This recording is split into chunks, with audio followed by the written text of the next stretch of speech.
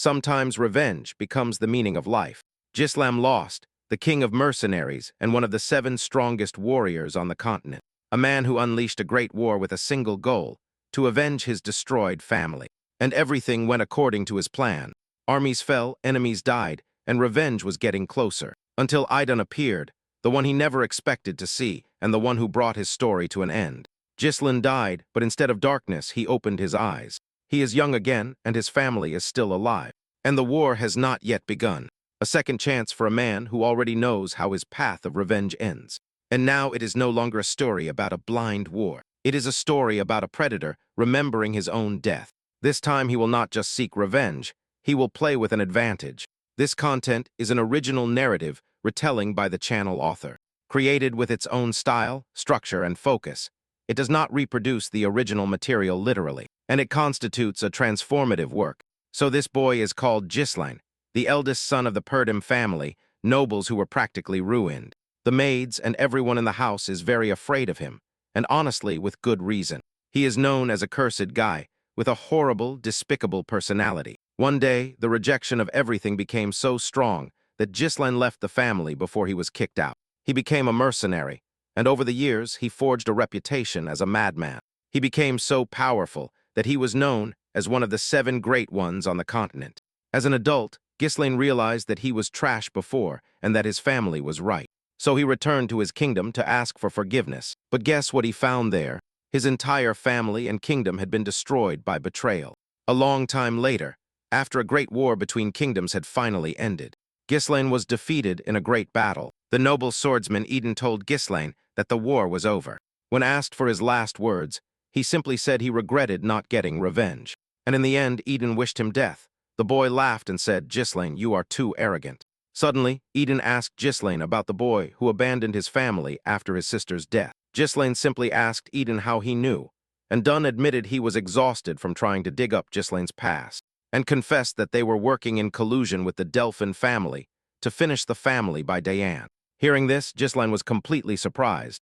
He was stunned to realize that it wasn't just the Delphin family behind the incident. Idun considered the conversation pointless, as Gislan would die soon anyway. The result was that Gislan had never been so furious in his life, and right there, Idun defeated Gislan, the mercenary king, but instead of dying, Gislan's body felt strange. He became young again, and saw all his past memories flashing by, especially those of his sister, who died young when he was a useless rebel. Then Gislan woke up in a room, looked at his hand, and was sure he had just died. He felt his body as if it would explode with pain, so he thought it would have been better to remain dead. At that moment, the door burst open, and someone entered. The maid was very happy to see that he had regained consciousness. When Gislan saw Belinda, he was paralyzed with surprise. She told him that she had been very worried, and that he should have left the orcs to the soldiers. But he interrupted her by running to her and hugging her tightly. Surprised, she asked him if he had done something wrong. Belinda was Gislan's personal tutor, and the only one who put up with his mischief until the end. But after their family fell, she disappeared, and he never saw her again. She didn't understand why he was so happy to see her. How did they look every day? Gislan felt he had to tell her the truth. He seriously warned her that a disaster would soon befall the mansion, leaving her stunned. But he also wanted to tell her the most important thing. Gislan told her that he had come back to life after dying, and Belinda agreed that he had taken a hard blow from the orcs. Then she asked him if he knew that the disaster would befall him, not the mansion. She started scolding him for being reckless, but he was not surprised. Belinda asked him what would happen if he couldn't even attend the festival due to his injuries. Hearing this, he froze. Belinda reminded him that Alina was looking forward to the day Gislan would take her to the festival. The maid saw this as a good opportunity for them to get closer again. Gislan then remembered a festival that was taking place around that time. In the past, due to everything that had happened, he had not been able to enjoy it with her. When he asked her when the festival would be, she replied that it would be in about a week, which made him think. Suddenly, someone else entered the room and turned towards the familiar voice. Gislan felt confused. His whole life he had been tormented by memories he could not escape. And in a week, his sister was going to die. Seeing her, Gislan ran and hugged her tightly. Belinda watched in shock. Alina was also surprised, thinking her brother was playing a prank on her. But Gislan just told her how much he had missed her. The girl firmly pushed him away, telling him that he scared her, feeling the pain. Gislan wondered if she had always been so strong. Sighing, Alina said that that wouldn't change what had happened between them. Ghislaine didn't understand what she meant. At first, it turned out that he had said some pretty nasty things to her recently, and Alina was still hurt by it. Ghislaine was surprised that they hadn't been intimate in the past. Realizing he had made a mistake, he apologized. Stunned, the girls thought his behavior was just a consequence of the confrontation with the orcs. But Ghislaine insisted that he was the one who defeated them, not the other way around. His shouts were interrupted by a sharp pain that shot through his body. Seeing this, Alina commented that this was probably why they had dragged him back to the mansion unconscious. The girls then shared a laugh. For a moment, Ghislaine simply watched them in silence. Then he smiled, because the people in front of him were exactly as he remembered them. In the past, he had refused to go to the festival, using a failed trip as an excuse. That was the last time he saw his sister. Later, she tragically died along with her bodyguards. Ghislaine blamed himself for not being there with her. Suddenly, there was a knock on the door. 2 guards appeared, looking for Alina. They apologized for the intrusion and explained that the staff needed her to supervise the festival preparations. Ghislaine asked why they were asking Alina to do that. Belinda explained that, due to staff shortages, even Alina had to lend a hand. Sometimes, looking at his sister, he realized that in the past he simply hadn't cared enough to notice. And suddenly, he offered to help. Hearing this, Alina turned around, surprised. The girls were once again convinced that Ghislaine had taken a hard blow to the head. When they left, there was an incredible noise. Alina refused Ghislaine's help because no one wanted to work with him around. Ghislaine assumed that Alina's body would be found far from the festival, meaning someone had dragged her there. To prevent this, he needed to find all the entrances and exits of the castle. Suddenly, he heard someone's voice approaching.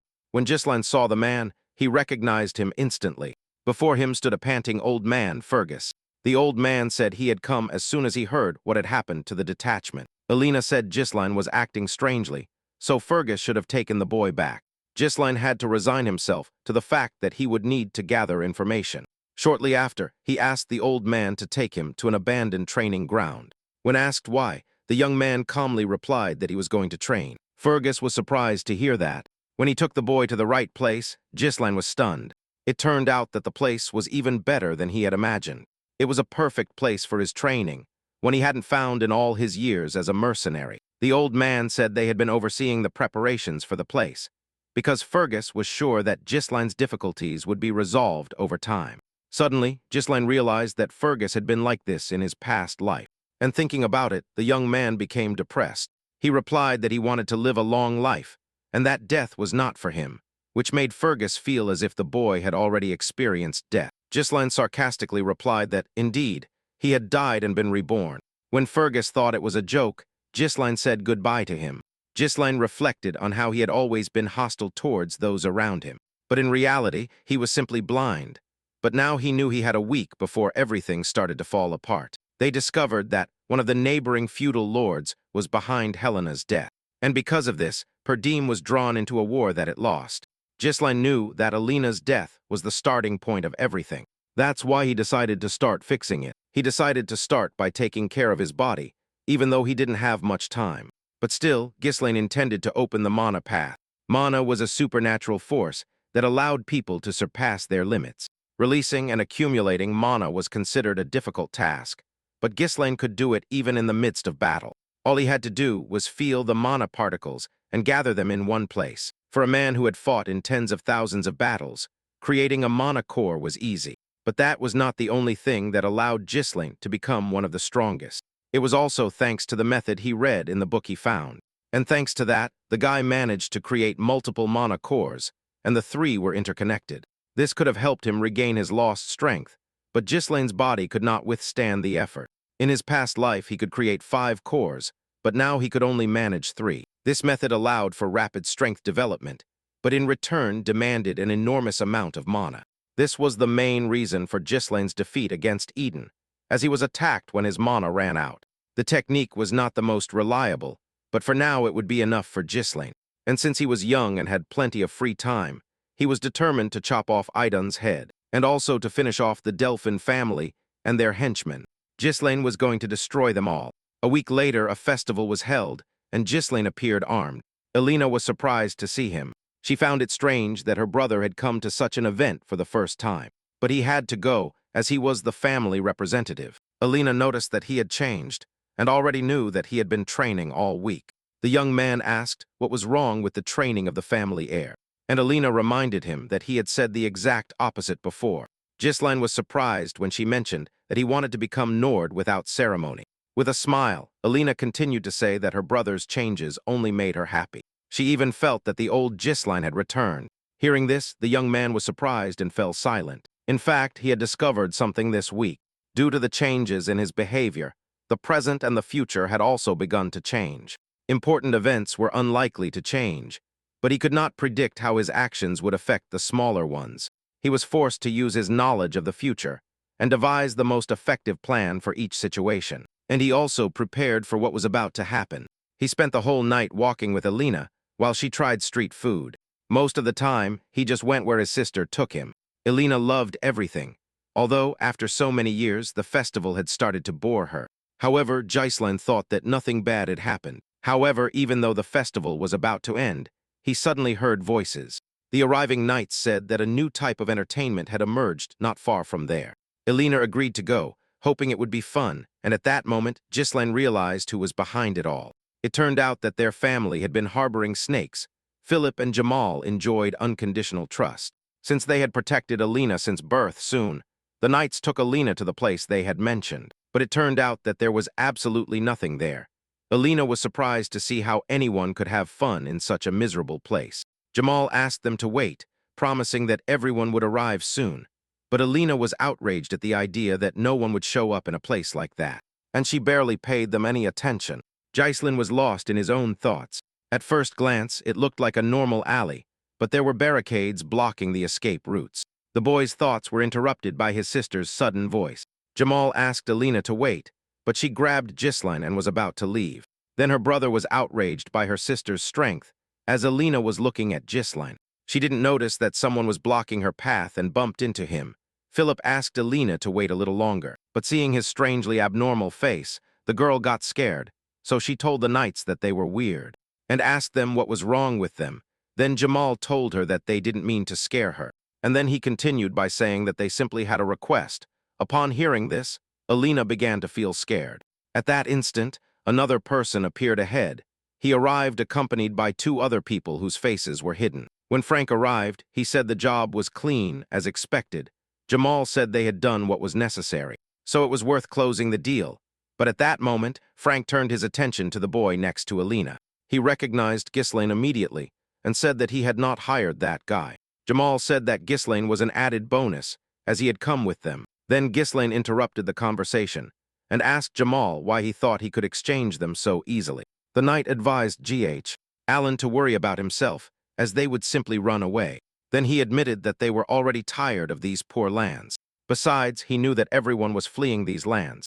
Ghislaine got tired of listening to the traitor and decided to launch into battle, taking advantage of the element of surprise. As blood gushed from his mouth and his wound, Jamal merely let out a choked cough. Everyone else was stunned by the unexpected attack, as the traitor's body split in two. Ghislaine said that at least the others had not negotiated with other people's lives. And then he turned to Philip. Terrified, the knight grabbed Alina and prepared to draw his weapon. But right in front of him, Ghislaine launched the first attack, killing the enemy instantly. Before dying, the only thing he could articulate was that it was inconceivable. His lifeless body then collapsed to the ground. The other bandits began to murmur about how the eldest son of the Perdim family had never trained, but their leader was completely sure that it was Ghislaine who was there. The two knights were distracted, but still, the guy's attacks were absolutely impressive. Alina, trembling with fear, demanded to know what was happening, but Ghislaine didn't even bother to answer his sister. With a quick and brutal movement, he simply knocked his sister unconscious, picked her up in his arms, and gently laid her on the ground. When they thanked him for doing their dirty work, Ghislaine finally turned around. The man said they wanted to get rid of the knights anyway, and added that Ghislaine was not like the rumors said. The bandit then suggested that Ghislaine was deliberately hiding his true abilities. Ghislaine drew his sword and asked what that had to do with them. Clinging to his sword, he mentally noted that only 3 opponents remained. The 2 behind him posed no real threat, but the leader radiated immense mana. Therefore, Ghislaine decided it was best to finish him off quickly. Before that, he demanded to know who had given the order, but the thief merely responded with a mocking smile that the dead did not need to know. Ghislain was not surprised by his answer at all, but after that, he was absolutely determined to make the thief not tell everything. The man then ordered his men to capture the boy alive, but to break his limbs, ensuring that he would go mad from his total powerlessness. With a chilling smile, the man declared that to forge a true masterpiece, one must first learn a lesson through pain. As soon as they received the order, the two thieves lunged quickly. But before them, Ghislain remained unsettlingly calm, moving with incredible agility. When the thieves charged, he threw an object at them. The thief immediately recognized the firecracker, but as he looked at it, he received a blow to the face. After cutting the firecracker, Ghislain plunged his sword deep into the thief's face. Meanwhile, another thug approached the young man from the other side. He tried to strike, but Ghislain blocked the blow skillfully. The moment the sword stopped, Ghislain twisted his arm and snatched the sword away. So he turned and took it away. At that precise moment, he brandished his own sword and cut off the thief's head. While carrying out the attack, he heard a whistle from above. As his men were eliminated, their leader decided to intervene in the fight. But reacting to his approach, Ghislain blocked the blow again. The man did not understand how the other could block the blow if they approached him from a blind spot. Ghislain turned around and prepared to attack. Due to his own confusion, the man did not see the attack, which hit him in the neck. He had a cut on his neck, and his pipe was also cut in half. But the man's sword kept moving. In response to the danger, the young man blocked the blow. Then the man recognized Ghislain's strength, because if he hadn't had mana, he would have already lost his head. Ghislain assumed that the man must have concentrated his mana around him to avoid serious damage. The thief had no idea where the boy acquired such skills at such a young age, but he promised him that Ghislain would die there. At that instant, mana began to glow around the man. As he attacked, he said that with Ghislain's meager mana reserves, he couldn't win. And with excitement in his eyes, he anticipated how he would kill the guy. But as soon as he said that, a smile lit up Ghislain's face. Realizing this, the man was surprised. At that instant, the young man dodged and deflected the enemy's sword, and taking advantage of the enemy's confusion, he delivered a kick. After receiving the blow, the thief jumped back several meters. Despite all that, he remembered that with his mana reserves, Ghislain would not win. However, as soon as he finished speaking, blood gushed from his throat. Due to the intense pain, the man fell to his knees and began to cough. The boy's blow was not strong, but the man assumed that Ghislain had broken his enchantment. As he approached the man, Ghislain said that he had never imagined that there was a conspiracy behind his sister's death, and now he was furious to find out who was behind it all. Ghislain was ready to kill the man right there, feeling an unexpected surge of mana. The thief was completely bewildered, but his thoughts were interrupted when the young man suddenly lunged at him. The man had to admit that his opponent was fast. Still, he managed to defend himself from Ghislain's relentless attacks. And the fight continued. Then Ghislain unleashed a devastating blow. With all his might, he struck the thief's sword with both swords. The man's hands trembled, even though he was only blocking the attacks. His sword began to crack slowly. He had never seen anyone unleash such huge amounts of mana. It was as if Ghislain had suddenly transformed into a completely different person. With one more blow, Ghislain shattered the man's sword completely. The attack was no longer blocked, and the thief received a mortal wound. Blood immediately gushed from the huge wound, but that was not enough for Ghislain. He prepared to strike again, and then plunged his sword into the thief. Now defenseless, the man screamed in pain from the wounds that pierced his body. Ghislain simply pressed his throat with his hand and pushed him back. Then, calmly, he invited the man to continue their conversation. Without blinking, Ghislain demanded to know who had ordered the attack, but the thief refused to surrender so easily, and pulled out a hidden knife. It turned out that his true target was Ghislain, not the defenseless Alina who was sleeping. He decided that he would at least take Ghislain with him, but just as he tried to throw the dagger, his hand froze, trapping the man with a spell. Ghislain offered him a deal. Ghislain promised to sheath his sword if the man stopped messing around and just answered his question. The thief immediately realized that the threads were made of mana, but he had no idea when Ghislain had conjured them. It turns out Ghislain had been preparing this spell the whole time, clinging to his sword. The thief mocked Ghislain, saying that a warrior like him could blindly heal his wounds. But the young man knew that everything would end if his mana core was destroyed. Hearing this, the thief instantly tensed. A burning pain shot through him, and a huge crack began to spread throughout his body like a spider web. What truly terrified him was that his mana was rapidly dissipating. The man warned him that one wrong move, and that mana would destroy everything in its path. Ghislain scoffed, declaring that only amateurs would die but that he would find a way. The man immediately knew that Gislan was not bluffing. Staring into those eyes, he saw his own death looking back at him. Terrified, he betrayed the Count, the very man who had ordered Helena's execution. He revealed that this was Count Desmond's twisted plan to unleash a war. Gislan, however, remained completely unfazed. In a past life, all the dirty work had always been foisted upon the Duke's allied families. Gislan asked if that was why they needed Helena, and the man confirmed it. But in doing so, the man pushed the sword even deeper, coughing. The man choked and demanded to know why Gislan had broken his agreement. Gislan let out a low, chilling laugh, commenting that the thief had killed many, but that now, facing death, he had become a coward. But the man was completely surprised to hear the laugh. In response, he insisted that his death would not change anything, and that the matter of degradations was already settled. But Gislan forcibly silenced the thief and decided to explain something to him. The man laughed, claiming that he had been reborn after death, and that this time everything would be different. As soon as he finished speaking, he made the man feel intense pain again. Just as he had said, Mana erupted, but Gislan remained completely unharmed, gasping for air. Gislan turned his head. There he saw Alina, deeply asleep on the ground, and he had thrown his sword aside.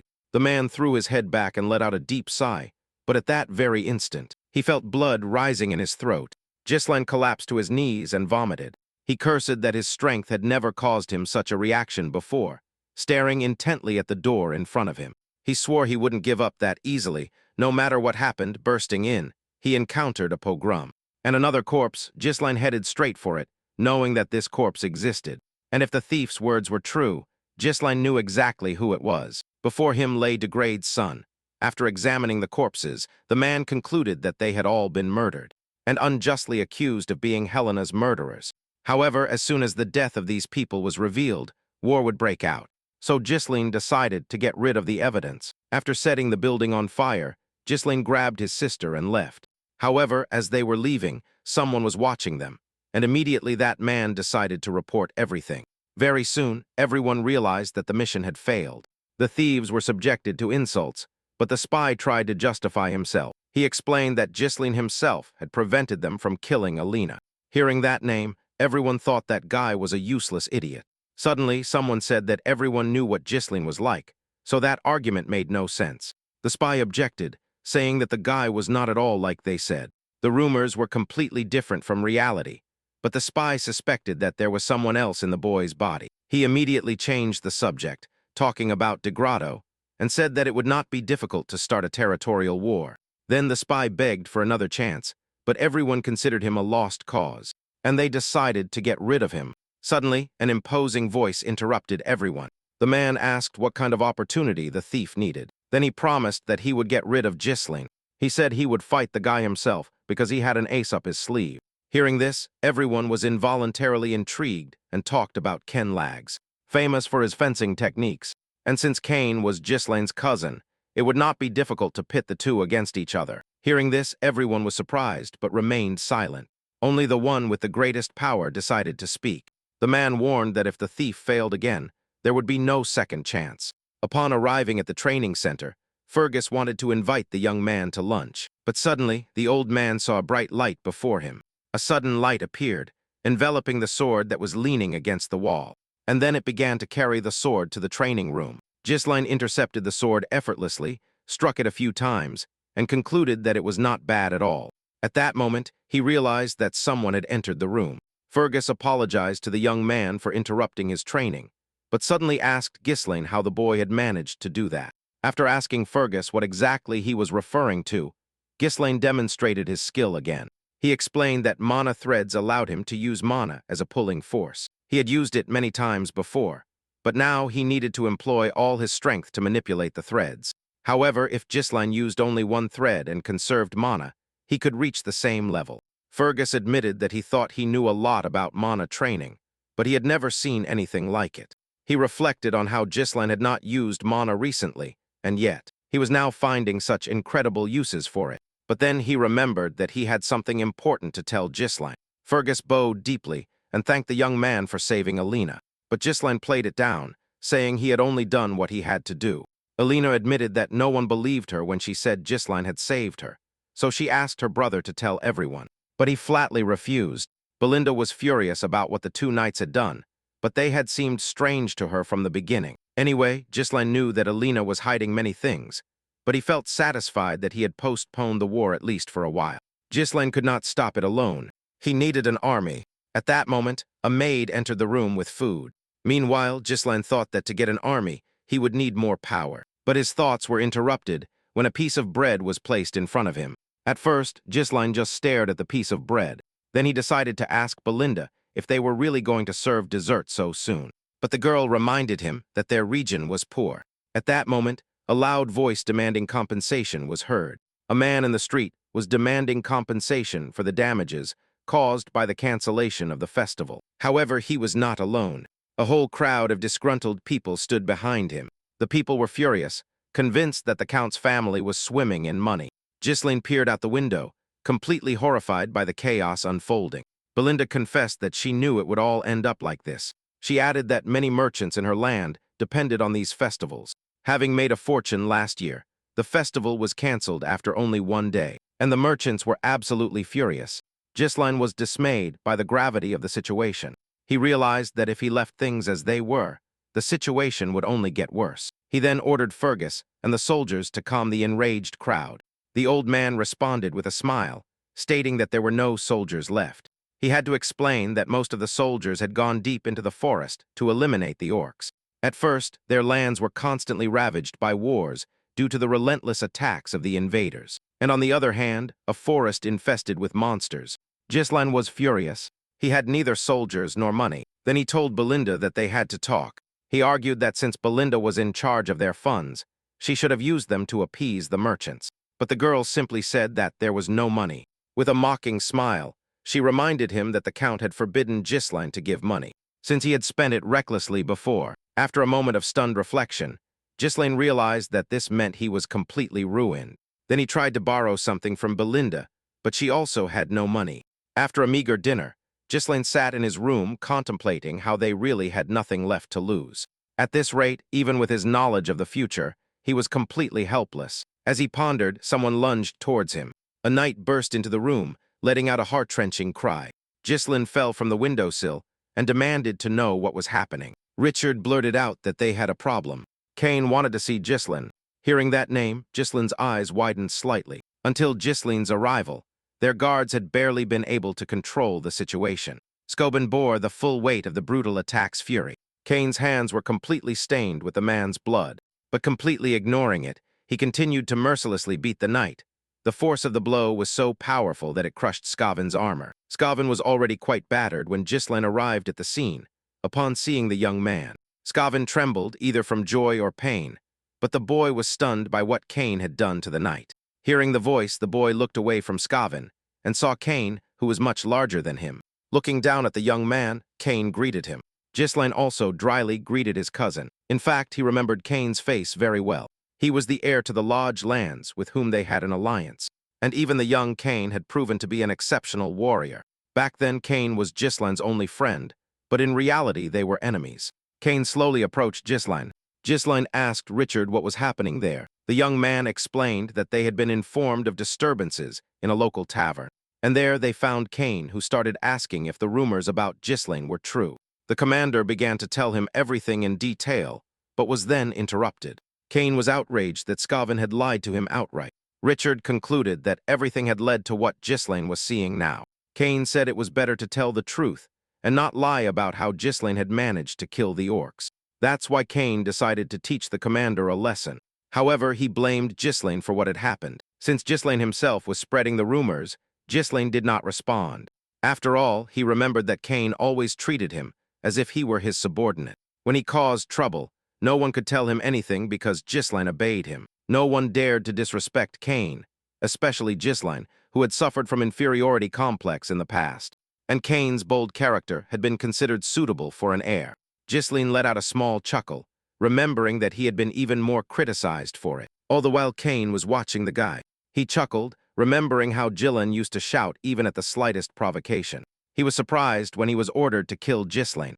In return, he was promised that his family would be well taken care of. Cain pointed out that Ghislain was also an heir, so he couldn't be eliminated so easily. He advised him to propose a duel and attribute everything to an accident.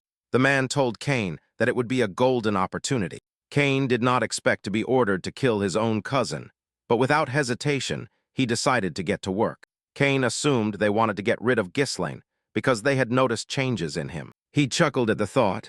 Then he asked Ghislaine what the hell he was doing now. Cain declared that since he had arrived, it was time for Ghislaine to bring him what was due to him. Since they had interrupted the festival, Cain suggested that they liven things up a bit. After all, he was sure they both agreed when it came to having fun.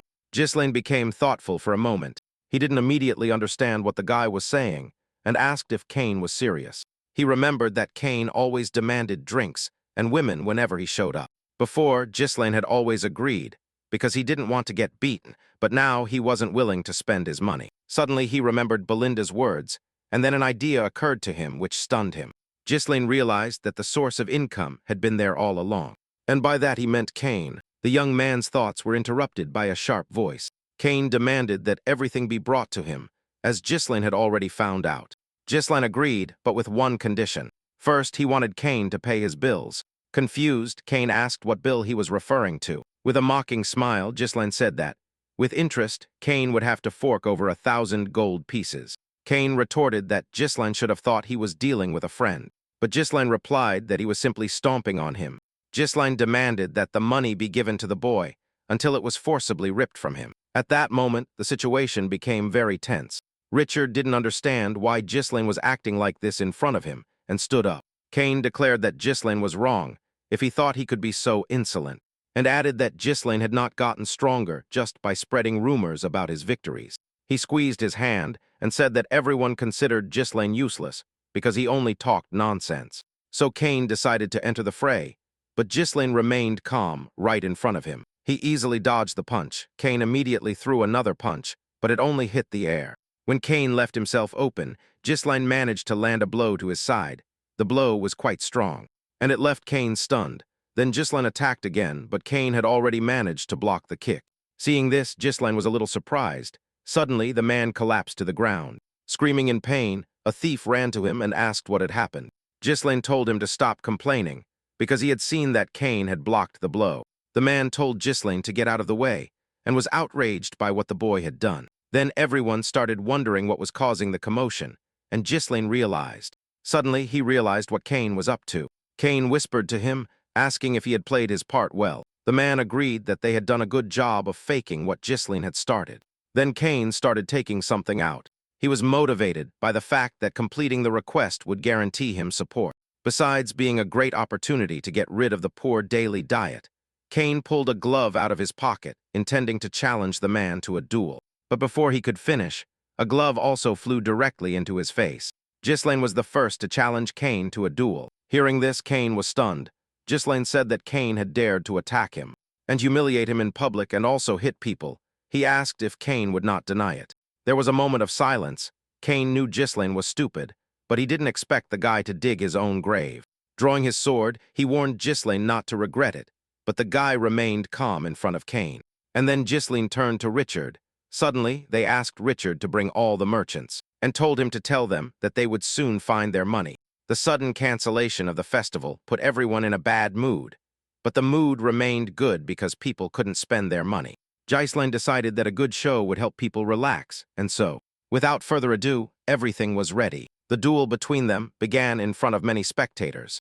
Naturally, people wanted to bet. Cain was outraged that Ghislaine had turned the duel into a cheap show, and then he warned that his sword would not stop. Even if Ghislaine began to beg for mercy, the guy simply remained silent in response. What he said was obvious, as that was Cain's true goal. Ghislaine suggested they begin, as there was a large crowd, but suddenly someone interrupted them. The man objected, claiming the bet was unfair. The audience was surprised to hear this. The bookie agreed that no one had bet on Ghislaine. For obvious reasons, Ghislaine himself was not surprised by this. The people began to demand that at least someone bet on Ghislaine. Cain laughed, saying Ghislaine was worthless, not even in the market. So they decided to bet on how long he would last against Cain. But suddenly, another bet arose. The defeated Skaven bet on Ghislaine. The guy smiled when he saw him, and then another bag appeared on the table behind him. This time, Alina and Belinda appeared, but seeing his sister with the maid, Ghislaine was surprised. The spectators were also stunned when they saw Alina. They told Elena that it was enough, and Belinda warned her, trying to dissuade her. The thief looked disgusted as he passed, and Kane was annoyed at having to wait. When they could finally begin the duel, Ghislaine said he was older, so it wouldn't be right for him to go first. That said, he prepared his sword, and brandishing it, he readied himself for battle, and then told Kane he could attack. Looking at Ghislaine, Kane frowned slightly. Then he said that Ghislaine was a bit late to start acting like an old man. In an instant, he lunged at Ghislaine, but the guy managed to block his cousin's blow. Kane said the guy had stooped too low to try to save his own skin.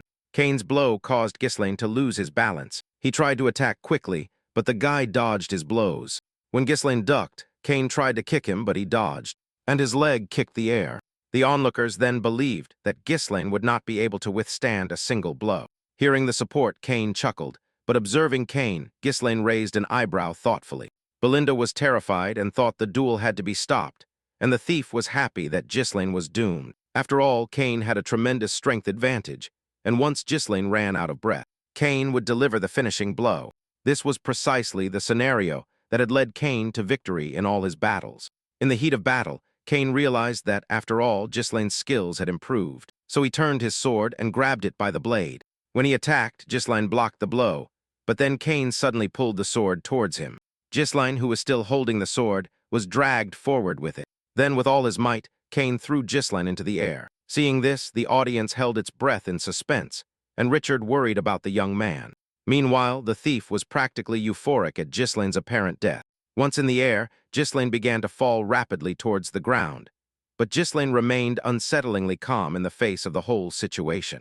Upon landing, he declared that he had been lenient with Kane, but that Kane had crossed the line. With a single quick move, Ghislaine closed the distance with his opponent. When he launched his attack, Kane had no time to block it. What's more, he didn't even have time to follow Ghislaine's movements. Even the bandit was stunned to see Ghislaine regain his balance and channel his mana into his legs. After the attack, the man exhaled deeply.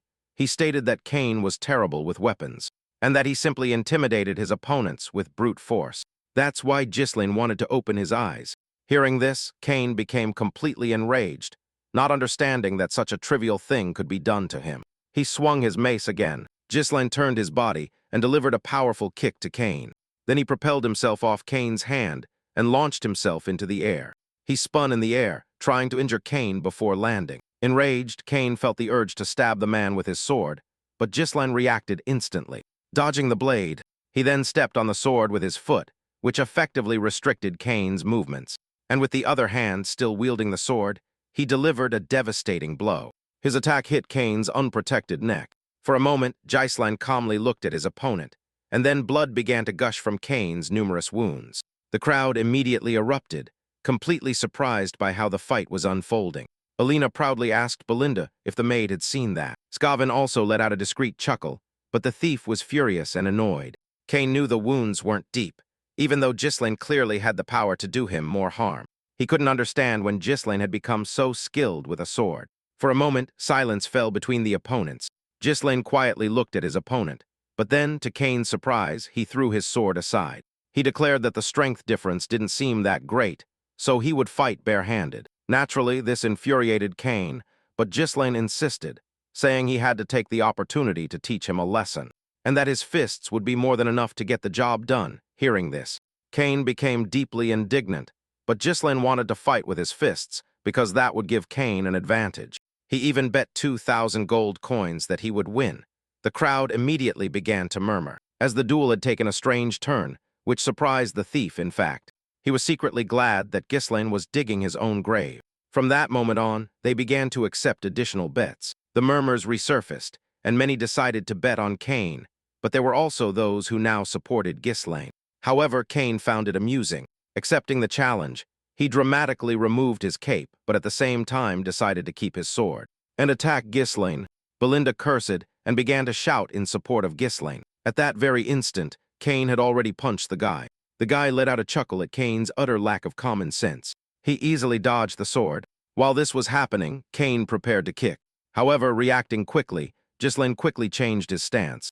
At the same time, he punched Kane in the leg, and then prepared to strike again. This time, his fist connected with his opponent's chin. Kane recoiled in intense pain and fell to the ground. He couldn't understand where Ghislaine had learned to fight like this. The crowd began to roar, and more people began to believe in Ghislaine's victory. Meanwhile, the guy told Kane to get up, because the fight was not over yet. Kane began to lose patience little by little. He got up from his seat and lunged at the young man. Kane continued to attack with his sword, but Ghislaine kept dodging the blows skillfully. In the heat of battle, he couldn't understand why. Until recently, Ghislaine didn't even dare to look at him. But now, on the contrary, Ghislaine was proving to be stronger. Ghislaine twisted Kane's arm and delivered a knee strike to his side. Kane was already seriously injured, but he still believed he had to kill Ghislaine for the sake of his family's future. However, he couldn't do anything against Ghislaine and just took his blows. After a while, he was battered and trembling with pain. Then Ghislaine approached him and grabbed him by the hair. Suddenly, the guy said he felt sorry for Kane's father. Ghislaine remembered how, thanks to their friendship, Kane's father had helped Ghislaine's family when the Purdams were in serious trouble. But Ghislaine pointed out that Kane did not share those ideals. Hearing this, Kane froze in surprise. Suddenly, he remembered how just a few years earlier everyone had tried to convince Kane's father not to help the Purdams. And it hadn't even been a week since he had wanted to help that family again. Kane didn't understand, and became enraged when he asked his father not to be his father stopped. Asked his father why he was so determined to help if everyone was trying to stop him. His father turned silently towards his son and simply told him that he considered Ghislaine's father a friend. Kane froze as he remembered that conversation. At that moment, Ghislaine wanted to hit him again. Preparing for another blow, Kane closed his eyes, but no blow came. And then Kane's voice was heard. The boy thought Kane had finally learned his lesson. For a moment, Kane looked at the outstretched hand, and then lowered his head. He managed to murmur that he admitted his defeat. Unexpectedly, the man was surprised. The crowd cheered. Excited by Ghislaine's victory, Ghislaine's family was also ecstatic about his victory. Shouting Kane's name, the thug ran towards him. He was furious at having trusted Kane. And now he was simply surrendering, but Kane just told the man to go to hell, and added that he was leaving. The man became enraged and called Kane a coward at that moment. Ghislaine appeared behind him and spoke to the man. Ghislaine smiled and said it was time to collect what was his. The man did not immediately understand what he was talking about. Then Ghislaine announced loudly that the man had offered to pay for the meat and everyone's drinks. Hearing this, the man became even more indignant. He indignantly declared that he had not given his consent. Therefore, Ghislaine should retract what he had said. But Ghislaine simply placed a hand on his shoulder. Ghislaine said that was the price of defeat and that it wouldn't even count towards the bet. Ghislaine reminded him that they still had to put down 2,000 gold pieces, and immediately after subtly hinted at what would happen to the man if he dared to try to escape. Seeing the formidable Ghislaine, the man was terrified. Once he agreed to pay, Ghislaine left him and walked away. The next day, Ghislaine had the money. He thought he could hire a small detachment of mercenaries with it, but since it would take him too long to earn enough money, that plan didn't work out. Suddenly, Belinda and Alina appeared in the room.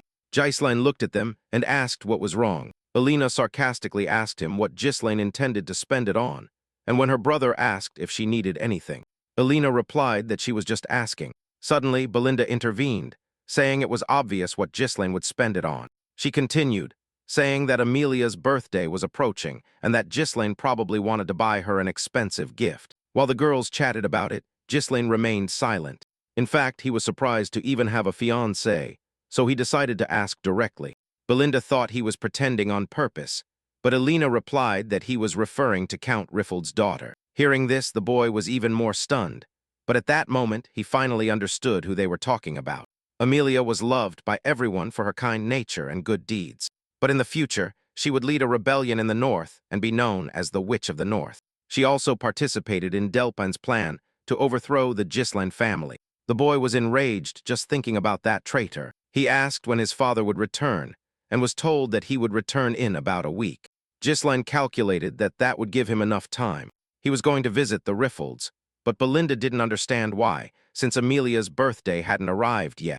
He simply replied that he wanted to collect some debts. Meanwhile, Amelia's daily life continued as usual.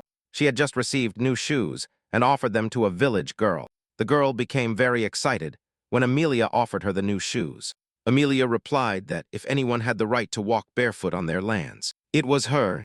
Then she ordered the guards to provide shelter and food for the people. As the guards began to carry out the order, a noise was heard. Upon going out, Amelia was greeted with a chorus of thanks. Back home, her legs were treated. Wadnard showered her with praise for her good work. The young woman then said that her father always demanded absolute obedience, but she knew that most people followed those who offered them shelter and bread. Bernard replied that, since she had won so many hearts, she would undoubtedly give him the push needed to tip the inheritance dispute in her favor. The girl stared at him, silent, and then gave him a quick kick to the face. She demanded to know about that duel against the master swordsman of the North. Bernard apologized and explained that if he had won, he might have attracted the man to his side. Then he kissed her foot, swearing that his sword would always serve her, but she simply asked him if that was how she had raised him. She grabbed him tightly by the chin and told Bernard not to be a weakling. She also reported that the Merchant Guild had purchased all the materials for the construction of the checkpoints. They had even bribed all the soldiers and knights who had left the assigned lands. Amelia praised him and told him to maintain the facade of a normal merchant guild. Suddenly, a servant interrupted their conversation. The servant announced a message from the gatekeepers. Ghislaine had come to visit. Amelia, disgusted, demanded to know what that cripple was doing there. The servant hesitated, not knowing how to answer the girl. Then everyone was surprised to hear that Ghislaine wanted to discuss something related to the Merchant Guild. Shortly after, Amelia found Ghislaine in the living room, sitting across from her. Ghislaine greeted her, but she didn't respond and her cat hissed. The young woman, disgusted, declared it rude to enter without announcing oneself. The young man replied that he had already decided to give her a gift and showed her a flower. He said he had bought it at the guild shop. Then he declared that he had now decided to always shop at her guild. Amelia remained silent, with a slight frown on her face. Then she jumped up and declared that she didn't quite understand what he meant. Annoyed, she stated that Ghislaine's gift had been accepted, so he could leave. But Ghislaine, with a mocking smile, told her to sit back down, hearing his tone. The girl froze, turned to him, and wondered if he was really the same boy who used to bleat when he saw her.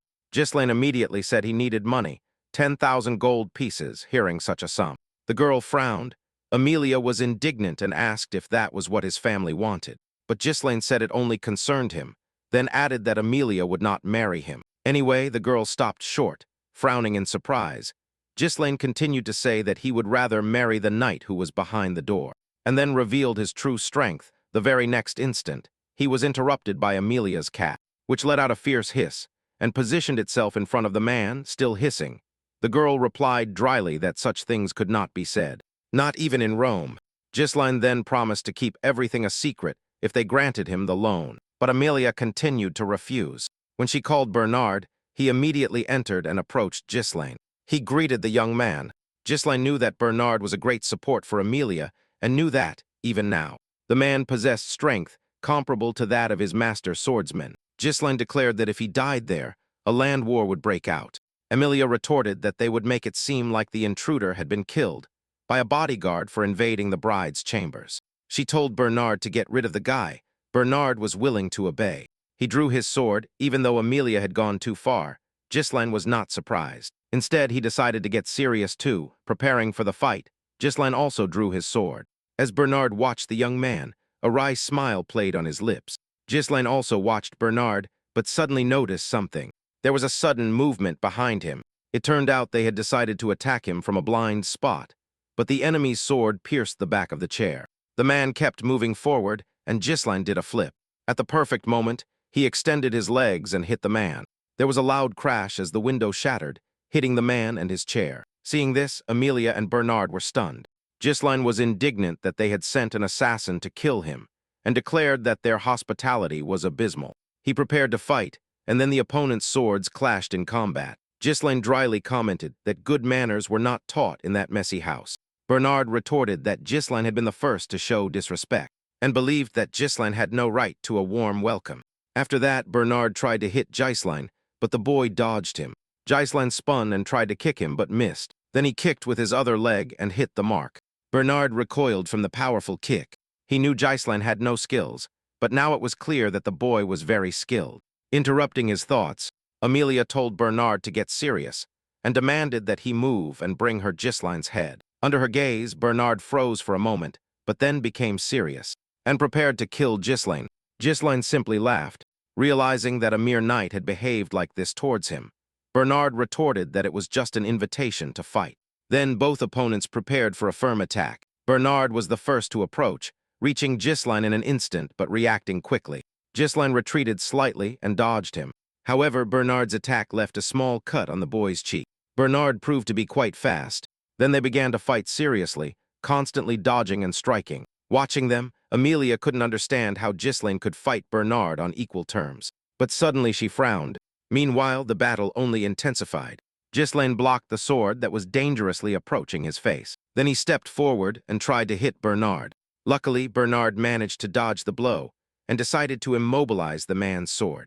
While doing so, he tried to stab Ghislaine with his sword, but Ghislaine just asked him why Bernard was doing this again. With that, Ghislaine leaped into the air, but as he did so, he realized something had changed. A huge amount of mana began to emanate from Bernard. Bernard replied that those techniques hadn't worked on him the 2 times they had used them. Then he managed to repel Ghislaine's attack and knocked the boy to the ground. The blow was powerful, and Ghislaine winced in pain, waiting for him to make another move. Bernard was about to attack again, but Settlin managed to dodge the sword and then retreated a few meters, creating distance. He didn't expect Bernard to use mana to neutralize the move. Suddenly, Bernard stated that Ghislaine was truly different from what the rumors said, and threw Ghislaine's sword aside. He added that the boy had combat experience, not just refined training moves. He added that those techniques worked well, but not against him. Bernard was then sure that it was all over for Ghislaine. Ghislaine had already realized that they had crossed the line. Bernard aimed directly at the head, and in hand-to-hand combat, it was difficult to overcome the physical difference with technique alone. Therefore, he thought it wasn't worth bothering with Bernard, but Ghislaine just said he was also short on time. With that, he prepared to attack. To his surprise, Bernard saw mana and threads. He realized too late that Ghislaine was going to use the threads. At that instant, Ghislaine's sword had already struck the man's neck with a swift movement. Ghislaine approached Bernard and kneed him in the face with all his might. Bernard staggered back, not understanding how the boy had done that. At that moment, Amelia also began to worry about her knight. Then Ghislaine had already drawn his sword and was ready to attack. He struck with all his might, but Bernard stood firm, his sword still raised. Immediately after, he spun around. He managed to defend himself from Ghislaine. For a brief instant, shaking off his attack, Ghislaine quickly regained his balance and landed firmly. Bernard then urged the girl to leave. After all, he could no longer guarantee her safety, and he was about to pull out all his winning cards. Ghislaine admitted that this was the right way to fight him. The guy admitted that it had been a long time since he had faced a worthy opponent. Hearing Bernard, Amelia began to flee. She was absolutely furious that Ghislaine dared to humiliate her. She kept thinking that someone had leaked information about the Merchant Guild, and thanks to the rumors about Ghislaine, she had taken for granted that he had been lucky back then. But now she realized how wrong she had been about him. She wondered aloud what the guards she had bet on were doing. But as she rounded the corner, she saw that all her men had been completely defeated. A girl stood in the middle and turned when she heard her voice. Upon seeing Amelia, Belinda greeted the girl. Amelia demanded to know who she was, but the girl simply told Amelia to shut up. At that instant, she suddenly appeared behind Amelia. The knife pressed against her throat left Amelia completely bewildered. After tearing off the spider, Belinda was surprised that Amelia was still wearing it. The girl smiled and said she guessed it was all for the engagement.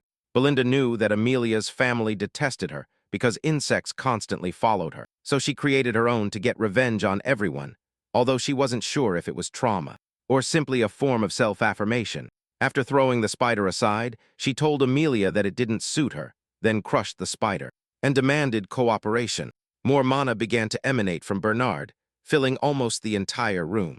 Ghislaine realized that even the air had become heavy, that this mana was simply too much for him.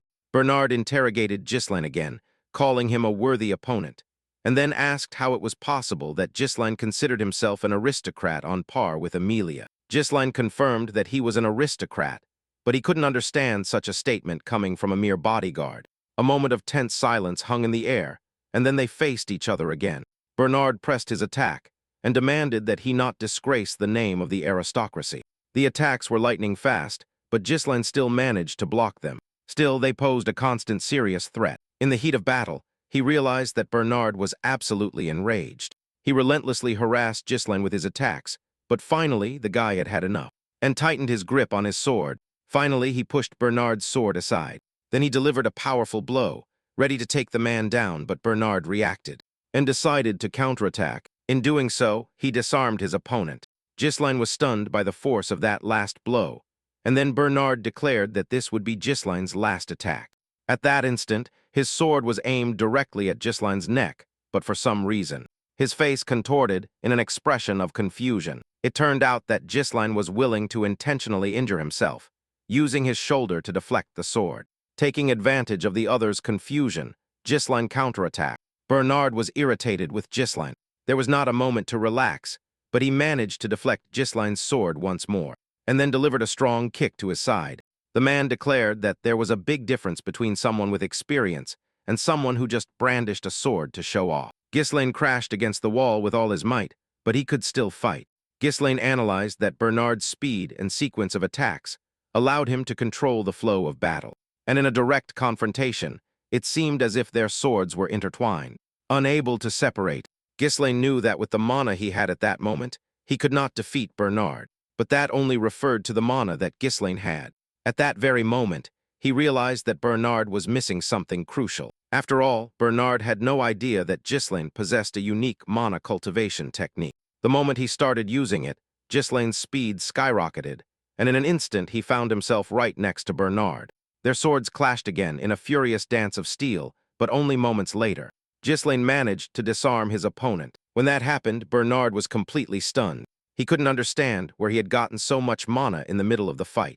And when the tip of his sword touched Bernard's head, Ghislaine stopped.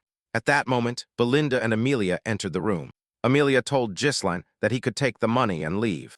Ghislaine replied by asking her why he couldn't just give her the money when he asked for it. Kindly with that, he moved his sword away from Bernard. Belinda scoffed, saying this couldn't even be called a lover's fight. Ghislaine simply replied that they simply disagreed on the matter. Then he gave Amelia some bad news.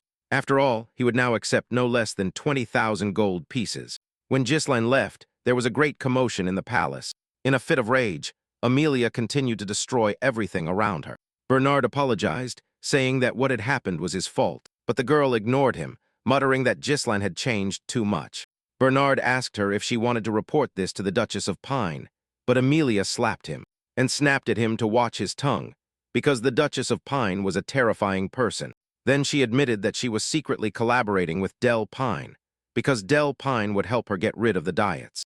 But she was even more furious about what would happen if the Merchant Guild's secret was revealed. So they had to kill Ghislaine. After hearing her, Bernard agreed to her demand. He reported that Ghislaine had a deep wound on his shoulder and several minor cuts, and since he had used a lot of mana, he would need time to recover. However, something worried Bernard. He said they shouldn't use their knights. Amelia agreed, and said they would need dogs bred specifically for this type of work. Bernard was horrified, imagining what Amelia was planning. The girl ordered them to send war orphans, those without family or status. She demanded that they gather a dozen people skilled in mana control. Meanwhile, Bernard was already planning where they could set an ambush. After thinking about it, he promised Amelia that he would prepare everything, and Amelia practically licked her lips, eager to see how Ghislaine would pay for humiliating her. Meanwhile, Ghislaine continued his way, bandaging his wounds. He couldn't stop thinking about the treacherous Amelia. The others were worried about Ghislaine, but he reassured everyone, assuring them that he was fine. He thought that for such a risky feat, the wound was not that deep. But it was worth it, because now Ghislaine had a huge amount of money. He would be happy to strangle Amelia too. But he didn't want to start a war, as they were already defending themselves against the barbarians. Ghislaine decided to resolve the situation with as little bloodshed as possible. And this time, Ghislaine was going to use Amelia. Belinda watched the boy silently, but suddenly asked if everything had gone according to plan. She said he had ordered her to ensure security if she heard fighting noises, and to take Amelia hostage. Ghislaine nodded. That was the plan, but then he asked Fergus about it. At that moment, the boy said he felt intense pain. Ghislaine winced and made everyone worried.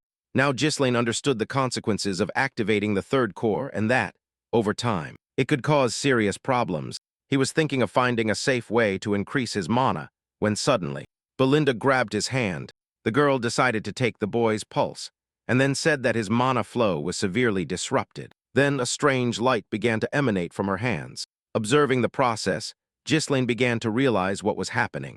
But then he felt intense pain and nausea again, but instead of the usual blood, he expelled strange air. Ghislaine realized that the stagnation in his mana channels had dissipated, and that such a cure was possible with a deep understanding of mana. Belinda had been brought by Ghislaine's mother, so he had deduced that the maid was no ordinary maid. But in reality, he didn't know exactly who she was. Ghislaine understood that the more powerful allies he had, the better. Belinda suddenly said that she believed in Ghislaine, and that she would always be willing to help him. Then she asked why Ghislaine needed so much money. After a brief silence, the boy said that Amelia was the only one who could get the money. Belinda and Fergus were surprised to hear this argument. Belinda said she would get into a lot of trouble if anyone found out, but the boy assured her that Amelia wouldn't tell anyone. And then he asked her if she believed him. The girl agreed and asked him to tell her how he planned to spend the money. But when Ghislaine spoke of the monster forest, Belinda was stunned with horror. Ghislaine gravely stated that they needed resources to clear the forest. Fergus found it inconceivable, as they had been trying to clear the forest for years, but without success. Interrupting him, Ghislaine asked what had happened to the request he had made before leaving. The old man seemed a little confused by that question, and then replied that the person Ghislaine was talking about was right there. Ghislaine replied that he would go there immediately, but Belinda insisted on returning home. Then Ghislaine reminded her that Amelia would not let any of this pass. Belinda said that she and Fergus had had a good fight, but the boy retorted that circumstances had changed, and that now Gillen wanted to locate a responsible commander, which was why they had ventured into the desolate wilderness. The place seemed deserted, and no one answered the door, but they were definitely in the right place. Suddenly the door opened, and a man covered by a thick beard appeared. He asked who was there. Seeing him, everyone except Ghislaine was stunned. Belinda said the man looked like a mess and was definitely not a responsible commander. However, Ghislaine replied that it was precisely the man in front of them. And slamming the door shut, he told them to leave and not waste his time. Then Ghislaine called Gian by name, and that made the mercenary captain freeze. The man slowly turned towards the young man, and saw as extending his hand, Ghislaine told him that he had missed Hijin. Everyone was surprised to hear about the mercenary squad. The mercenary group Ratatosk was so legendary that even after their dissolution, everyone still remembered them, and their leader was none other than Hijin, whom Ghislaine invited to join them. But at that very instant, an axe flew through the air. It whizzed past Ghislaine, tearing his clothes. The sudden attack left everyone speechless. Hijin asked sternly how this guy knew who he was, and wanted to know why Ghislaine had come there. Belinda told Ghislaine to step aside, not knowing if the man was in his right mind. But Ghislaine insisted that he knew how to help Hijin's daughter, so he was urged to speak calmly. The patient suffered from fever and coughed up blood. Those affected by the disease writhed in pain until they died. That's why he earned the nickname, the Endless Punishment, tormented by intense pain. The girl screamed, and her screams echoed throughout the room. When Gillian approached, he hugged his daughter. Ghislaine realized that it was not too late. In the past, Ghislaine could not hire Gillian because he had committed suicide after his daughter's death. And judging by the state of the place, it was clear that Gillian had spent all his money on the girl's treatment. The girl screamed that she wanted to die. Unable to bear the agony, Ghislaine realized there was no time to lose, and decided to start the treatment. But suddenly, someone stopped him. Belinda told Ghislaine to leave. She asked how they could help when even the priests hadn't been able to. But Ghislaine broke free, declaring that he was the only one who could help, then asked Belinda again if she believed him. Hearing the question again, the girl felt confused. Ghislaine handed her a note, asking her to buy everything listed on it. The girl was stunned by the content of the note. This disease was thought to be incurable, but a cure would be discovered in the future. As the topic had been widely discussed, Ghislaine remembered in great detail the preparation of the antidotes. The only problem was that the ingredients were expensive, but they had the funds. So Ghislaine began to prepare it, and when he finished, he handed the medicine to the man. Ghislaine simply told him that Rachel had to drink it. Without hesitation, Gillian gave the antidote to his daughter. At first, nothing happened, but soon the blemishes on her skin began to disappear. They became fewer and fewer, and the girl's face took on a calm expression. When everyone saw this, they were shocked. They were amazed to see that the marks were actually starting to disappear. Gillian found it hard to believe that the medicine had worked. Ghislaine said everything seemed to be working. Hijin asked how it was possible, since even healers with great powers felt powerless. Ghislaine replied that the power of saints was not unlimited and depended on the strength and the patient's will to live. Then the man's hands began to tremble. He asked if his daughter could now be cured. Ghislaine said she would be cured in 2 months. Hearing this, hope lit up in Hijin's eyes, and then, shocked by what had happened, he collapsed to the ground. He begged Ghislaine to tell him what the man wanted, because he probably hadn't come all the way there for nothing, and since Hyan only had his body, he was willing to become, at the very least, a slave. Ghislaine replied that he only needed a true leader for the mercenaries. At that instant, Ghislaine looked into the young man's eyes and wondered what those eyes were really looking for. The man ran his hand through his braided hair silently, and in the other hand held an axe, with which he cut off a braid. When everyone looked at Hijin, they were stunned. They could hardly believe what they were seeing. It was as if a completely different person had appeared before them. Hijin turned and headed to the other side of the room, and asked if there was anyone else with Ghislaine. Perhaps enemies. Ghislaine replied that everyone who had come with him was inside the room. Then Hijin asked if Ghislaine had anyone who envied him, and the guy replied that more would come. Jian grabbed the spear and threw it against the wall. The spear made a huge hole and flew straight towards a tree. Then Jian pulled the rope tied to the spear. With that, he dragged the spy inside, and grabbing him by the neck, the man let out a choked cry. Jian demanded to know who had sent him. The man simply said it was impossible. Jian then asked what to do with the man, but Ghislaine told him to shut up, since the boy had already found out who had sent the spy. Ghislaine admitted that he didn't want to dirty his hands that day. However, the man stopped him. Jian declared that he would take care of it himself. With that, he squeezed the man's neck and finished him off. When it was all over, he bowed to Ghislaine. Belinda noticed that there was no hesitation in the man's movements, but she couldn't understand why Ghislaine needed such a fierce man. Meanwhile, Jillian swore that his life now belonged to Ghislaine. Ghislaine replied that he would count on the commander. Shortly after, Ghislaine's envious rivals learned that the reconnaissance squad had been annihilated, but one of them managed to calm everyone down. Realizing that they had made too much noise, the soldiers apologized to the captain. The captain continued to say that it was unlikely that Ghislaine had discovered the spies on his own. Then he discovered that apparently the guy had hired Jillian. This news enraged the man, who grabbed one of his soldiers and angrily asked him if it was true, trembling with fear. The man confirmed that he had seen it with his own eyes. The captain was glad that Jillian had finally appeared. Meanwhile, they were advancing through the forest. Belinda complained that the cart was very narrow. She said that Jillian was not interested in trading weapons, so a sword or an axe would be enough for him. Ghislaine told him to let it go, as they would need a cart to transport Rachel. Anyway, he asked for patience, saying that all this could be useful. Then she asked if that spy had been sent by Amelia. After getting confirmation, she declared it was a problem. After all, the man wore a mask typical of the Wildcat Guild. Ghislaine knew that guild was illegal. They were smugglers, assassins, and drug dealers. Belinda said they were a powerful dark guild, which often counted retired mercenaries among its ranks. That's why she told Ghislaine to be more careful. But Ghislaine said there was nothing to worry about. After all, Ghislaine now depended on Hijin. They continued on their way. When suddenly someone approached them, Hijin immediately sensed the enemy's presence. However, they had the card in their sights and were aiming at Jillian. However, the man reached for the weapon on his back, brandishing his sword and his axe. He blocked both blows and then counterattacked the assassins. He even cut one of them in half. Their bodies fell to the ground, and the cart continued to move on its own. The other people sitting in the trees cut the ropes, and at that instant, a tree began to fall towards the cart. Belinda screamed that it looked like they were going to be trapped. However, with a tug of the reins, Hijin changed the cart's direction. The cart stopped, and the tree fell not far from it. Ghislaine was not surprised by the ambush. However, the cart was surrounded by dozens of people. One of them turned to Hijin. Hearing his name, Hijin looked at the squad leader. The assassin called Hijin a coward, saying he had dismantled the gang for his daughter. Getting out of the cart, Hyan said he didn't understand those words.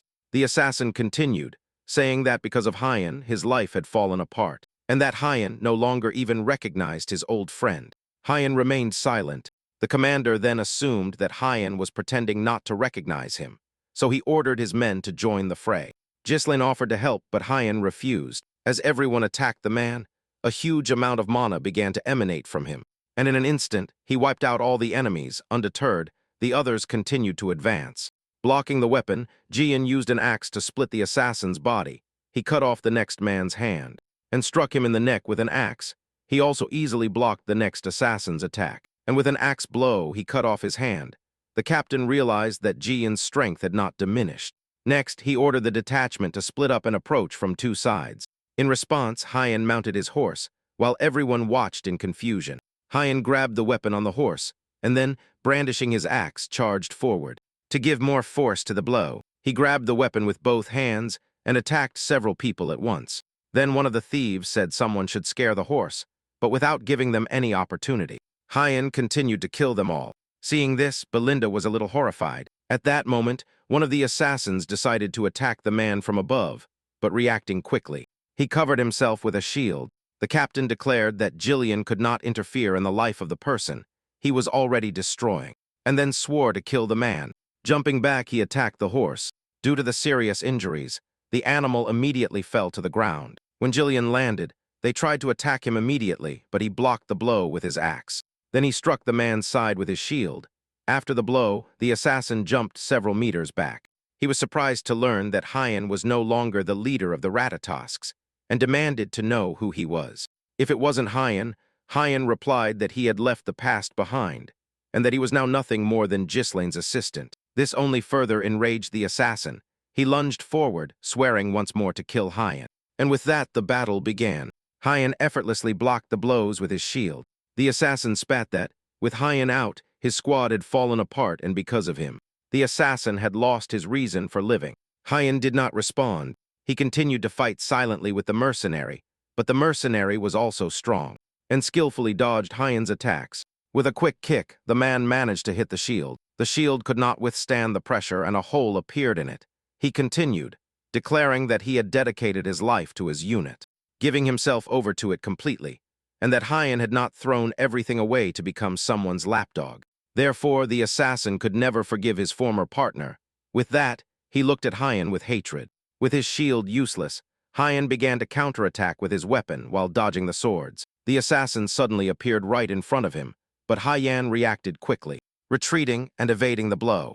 Hyen tried to attack, but the assassin also dodged him skillfully. Meanwhile, the assassin looked at Hyen like a madman. He admitted that Hyen used to be strong, but while Hyen was busy worrying about his daughter, the mercenary had been training tirelessly. Now Hyen was no match for him. The assassin kicked the swords stuck in the ground, making them fly and aiming directly at Hyen. But he blocked them with his hand. While doing so, the assassin approached Hyen again. Sensing his presence, Hyen tried to attack, but the assassin managed to jump and dodge him. While attacking Hyen, the mercenary wanted to finish him off. However, Hyen intercepted the knife with his bare hand. Finally, he asked him if that was truly the only reason for his revenge. At that moment, the mercenary realized that Hyen had not been fighting with all his strength all along. While thinking this, something heavy hit him in the face. The blow sent him flying backward. The mercenary's flight stopped abruptly as he crashed into a tree. Suddenly, Hyen said he didn't understand. After all, the mercenary had had many opportunities for revenge. Hyen asked him why the mercenary hadn't gone after him before. The man laughed because Hijin didn't know.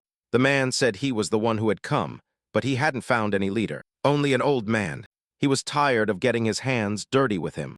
He asked where Hijin, whom the mercenary idolized, had gone. Hijin threw his sword to the ground and said he now served another, but he would now pay great tribute to his old comrade. Just like Commander Ratatosk, grabbing his sword, the mercenary wished for a real fight to begin. But Hyen easily blocked his blow. But the mercenary shouted that this was precisely the fight he had been waiting for. They attacked each other at lightning speed. Hyen lunged forward and tried to attack, but his blows were dodged. The same happened when the mercenary tried to attack, but finally one of them gave up, and Hyen managed to hit the mercenary. The man's face contorted in intense pain, but he continued to fight. At one point, Jillian brandished his axe and said he remembered the captain of the 5th Squad, Ratatosk, and even addressed Diego by name. Hearing this, the man smiled. After that, Jillian killed him. For a while, he stood by the corpse of his fallen comrade. Suddenly, someone praised him for his efforts. Belinda and Ghislaine approached him, and the girl commented that they would make a lot of money selling these things. Jillian apologized for prolonging the fight, but for Ghislaine that meant nothing. In fact, Jillian had exceeded all his expectations. In the past, stories about Jillian began by describing his rise as the king of mercenaries. Suddenly, he asked Jillian if he remembered that man. Jillian confirmed that he was his former comrade. Hearing the word comrade, Ghislaine became thoughtful. Suddenly, he wondered what his comrades would be doing now. Since before meeting them, each had their own life. One day, Ghislaine would reunite them. 2 days later, they arrived at the Perdim lands. Jian asked if these were the same lands, and Ghislaine confirmed it briefly.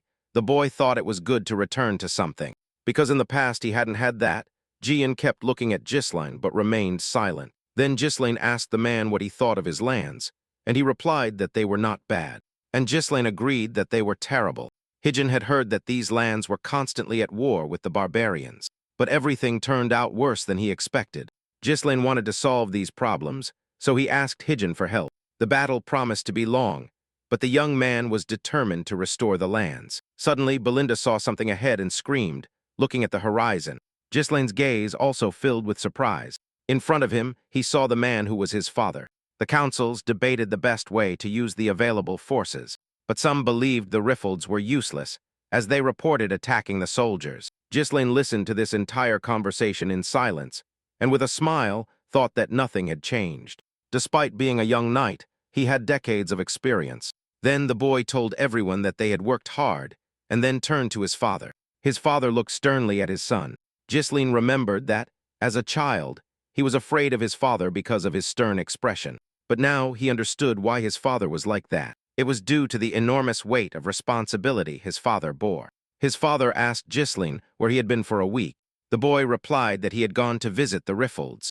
His father asked if he had caused any trouble, but the boy said no.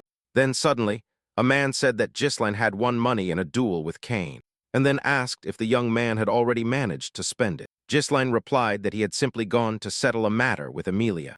Another man intervened and reminded him of the responsibility Ghislaine had as heir. Then the Count interrupted everyone. Ghislaine learned from him that there were still problems. He asked if it was true that Ghislaine had killed Jamal and Felipe, who were trying to sell Alina. Ghislaine immediately remembered those nights. Another man said that Ghislaine probably couldn't handle them, so he pitted them against each other. The knights were traitors, but Ghislaine understood that no one was happy about their deaths.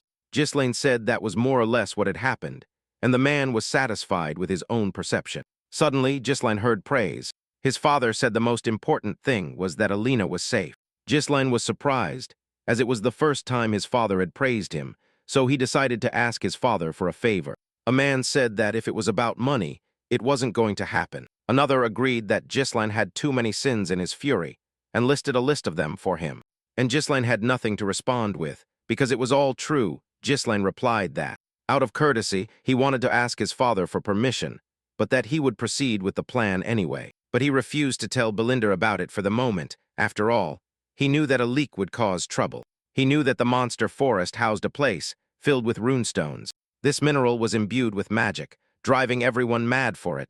It was often used to make various tools, basically in any field related to magic. Historically, the Pines family had taken over its deposits, but knowing all this, he wanted to change things. Belinda, however, hated being kept in the dark. Still, she agreed to follow Ghislaine's every word. When he asked to hire an army, Gillian asked him if he was really sure, warning him that that would attract unwanted attention. But Ghislaine knew the right people, and even planned to select them personally. Hijin immediately realized who Ghislaine was referring to. Although powerful, these mercenaries would dismember you if they were not satisfied. Still, Ghislaine was determined to hire the Cerberus mercenary squad. The next day, they set off to tame those wild dogs. Their camp was located on the outskirts of the territory. When Hijin and Ghislaine approached the camp, they saw them immediately. The mercenaries chuckled upon realizing that the travelers looked completely lost. One of them scoffed, saying they looked like ordinary aristocrats, but when he looked through the telescope again, he made a sudden jarring movement, and then a heart-wrenching scream that pierced the air. Catching the attention of all the mercenaries, Gillian suddenly lunged at one of them and grabbed him by the head.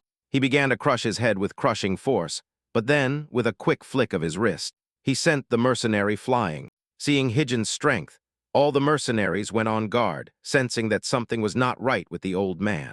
They drew their weapons and surrounded him. Suddenly, someone declared that not even an aristocrat dared to approach them like that. The man grumbled that the travelers would not leave there alive, but suddenly, the smile vanished from his face. That was because Ghislaine stepped forward. The man asked who was in charge there. Then the man approached the young man, addressing the mercenaries. The aristocrat surprised him with his insolence. But finally, the mercenary smiled mockingly. He declared that this was just another mad aristocrat. And then he brandished his weapon and threw it at the man with all his might. As the heavy object approached him, Ghislaine was not even flinched. But suddenly, the weapon deviated from its trajectory.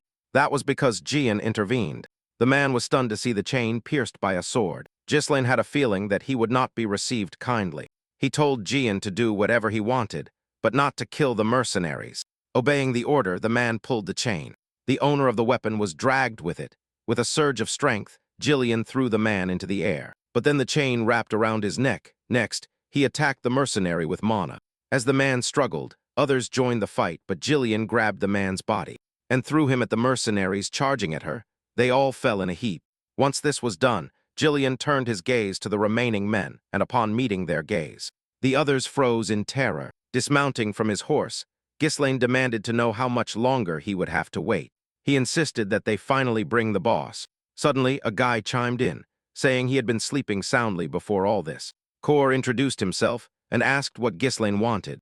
Ghislain replied that he wanted to hire them, but Kor became enraged, as Ghislain had just hit his men. Kor calmly stated that aristocrats should know how to behave, but Ghislain retorted that it was just a greeting, and the best way to ensure obedience. The boy simply chuckled and asked if Ghislain was planning a full-blown massacre next time. After that, Cora agreed to consider the boy's proposal. Ghislain then revealed that the discussion would be about the monster forest. That's why he needed mercenaries.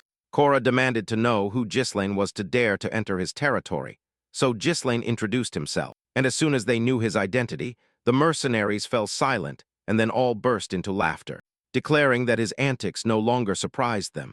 Kor then bluntly said that there was no place for people like Ghislain there, and that he didn't want to hear another word. At that moment, he considered the negotiations officially over. Ghislain remained silent for a moment. Suddenly, someone asked Kaor if he was really scared. Ghislain let out a small chuckle, realizing that the rumors about his squad were apparently greatly exaggerated. So Kaor quickly changed his tone and suggested they discuss the price, as they were mercenaries. After all, Ghislain simply scoffed, saying that the weak always looked for excuses. Kaor retorted that he might have just been joking, but Ghislain's taunts had ruined everything. So Kaor demanded that Ghislain pay for the damages and leave, but Ghislain was not willing to accept it. Ghislain then called Kaor and revealed that he had Moriana's confession. Kaor asked the boy if he even knew what that meant, and Ghislain, of course, replied that he did. He knew it perfectly well. That was the name of a traditional duel in the mercenary world.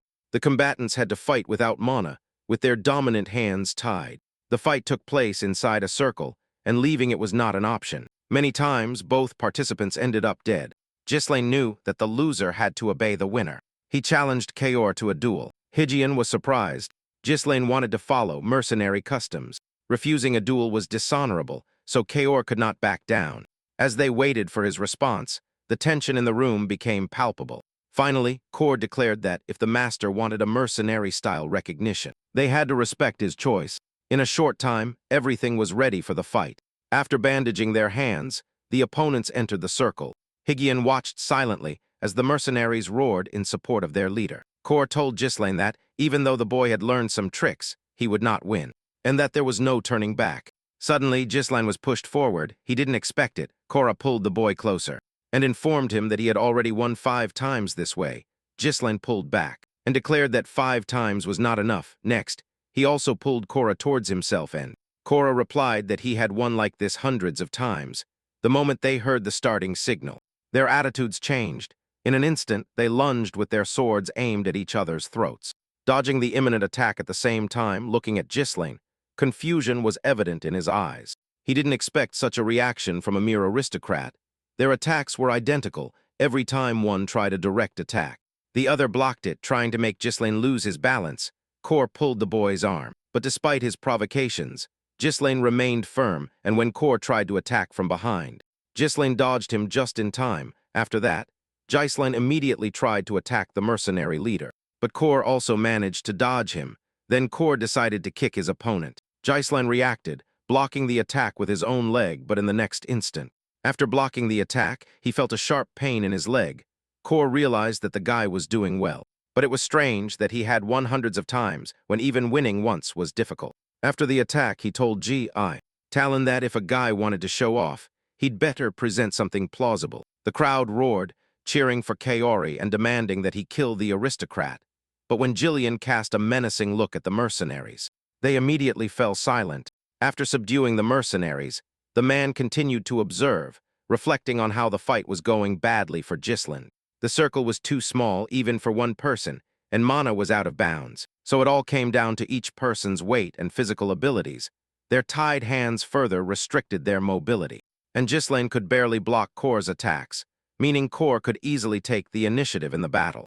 But if things got too dangerous, Hijin was ready to intervene, grabbing him by the arm as Kor prepared to stab him in the back. However, when he delivered the blow, Ghislaine jumped over the guy and landed on his feet smoothly. But at that moment, the pain in his leg returned. He was now convinced that, without mana, the pain would accumulate in the part of the body he used to block a blow. Kaor realized, judging by Hyen's face, that things were not looking good for him. Hyen's attempts at resistance also seemed pathetic to him, but he was the most stubborn noble Kor had ever met. And Kor was sure he knew what Hillen was thinking at that moment. This fight was a manalist confession, so as long as Hillen kept blocking the attacks, the damage would only accumulate. Ghislaine's leg was already starting to cramp, which was clearly reflected on his face. But Kor wanted the boy to keep fighting, because that would make things more fun. Twisting the blade between his fingers, Kor held it differently. Then he threw a punch that Ghislaine managed to block. When Kor tried to hit him in the head, Ghislaine dodged him. Kor changed the direction of his hand to follow Ghislaine's head. And then Ghislaine blocked his opponent's hand with his own, taking the initiative. Kor managed to block Ghislaine's hand, then tried to kick, but Ghislaine reacted. And just like last time, he blocked the attack with his leg. In doing so, a sharp pain shot through his leg. Then Kaor declared it was time to end this, pointing the blade at Ghislaine's neck. He was about to kill the boy. Just as Jian had planned, he drew his axe. However, at that very instant, a mocking smile appeared on Ghislaine's face.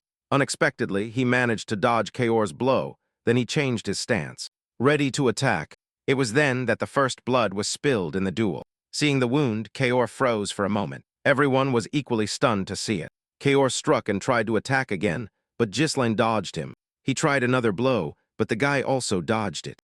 Then Ghislaine counterattacked, wounding Kaor in the chest. Kaor received a second cut, which threw the crowd into confusion. The atmosphere began to change. As everyone thought Kaor was dominating, Kor attacked again, and missed again, and just after, Ghislaine charged him with his shoulder and delivered several punches to his face. And neck he raised his hand and suddenly lowered it, stabbing the knife into his hand. Enraged, Kor began to attack furiously. He couldn't understand what had changed, because just moments ago, Ghislaine could barely stand Hyen, who was observing, and constantly analyzing, understood everything. Kaor's sudden movements had tensed his muscles, and in his attempts to take the initiative, he was gradually losing mobility. Ghislaine, on the other hand, acted calmly. Hyen had never imagined that a weight advantage could be overcome in this way. Suddenly, Kaor heard his men say they were getting bored, so something had to be done about Ghislaine. Ghislaine commented that Kaor's resilience was impressive. Many others would have given up and exhausted their mana by now. But Kor retorted that anyone who broke the rules of this ritual had no right to exist in the mercenary world. With a smile, Ghislaine admitted that he was impressed. Kor also suddenly admitted that, in terms of skill, he was inferior. However, he declared that the conditions for victory were not limited to that alone. Suddenly, he turned and pulled Ghislaine towards him. Anyone who crossed the boundaries of the circle was declared a loser. No matter how skilled Ghislaine was, if he was expelled from the circle, he would fall to the ground. With these thoughts, Kaor was sure that victory was his. However, Ghislaine quickly spun, changing the position of Kaor's free hand. At that instant, he almost touched the ground, but before that happened, he kicked Kaor with both feet. With his hands still tied, he used the momentum to swing into the circle. Kaor immediately began to lose his balance. This gave Ghislaine the opportunity to take the mercenary leader down. It was then discovered that Kaor had stepped out of the circle. Kaor was absolutely furious at losing the fight. Ghislaine declared that the victory was his. Kaor demanded to know who the boy was and where he had learned such skills. But Ghislaine, without missing a beat, replied that Kaor did not respect his teacher. Suddenly, he lifted Kaor off the ground. Kaor was bewildered and protested, saying the fight was over. But Ghislaine retorted that it was not, because he had not yet left the circle, and decided it was time to train his new subordinate. Immediately after Kaor received a brutal punch to the face, he fell to the ground again, leaving the spectator stunned by the sudden turn of events. Kaor tried to stop the boy, reminding him of the rules, but he didn't even finish the sentence before Ghislaine attacked him again. Then Ghislaine mockingly asked if Kaor would also explain the rules of the battlefield. When Kaor tried to object, Ghislaine interrupted him, stating that the master's words should not be doubted. Kaor wanted to call the boy crazy, But once again, he couldn't even finish the sentence. The beating continued for a while. The others didn't know whether to intervene, so they just watched.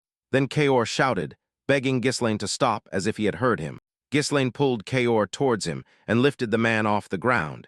But Ghislaine simply said that Kaor had not yet left the circle.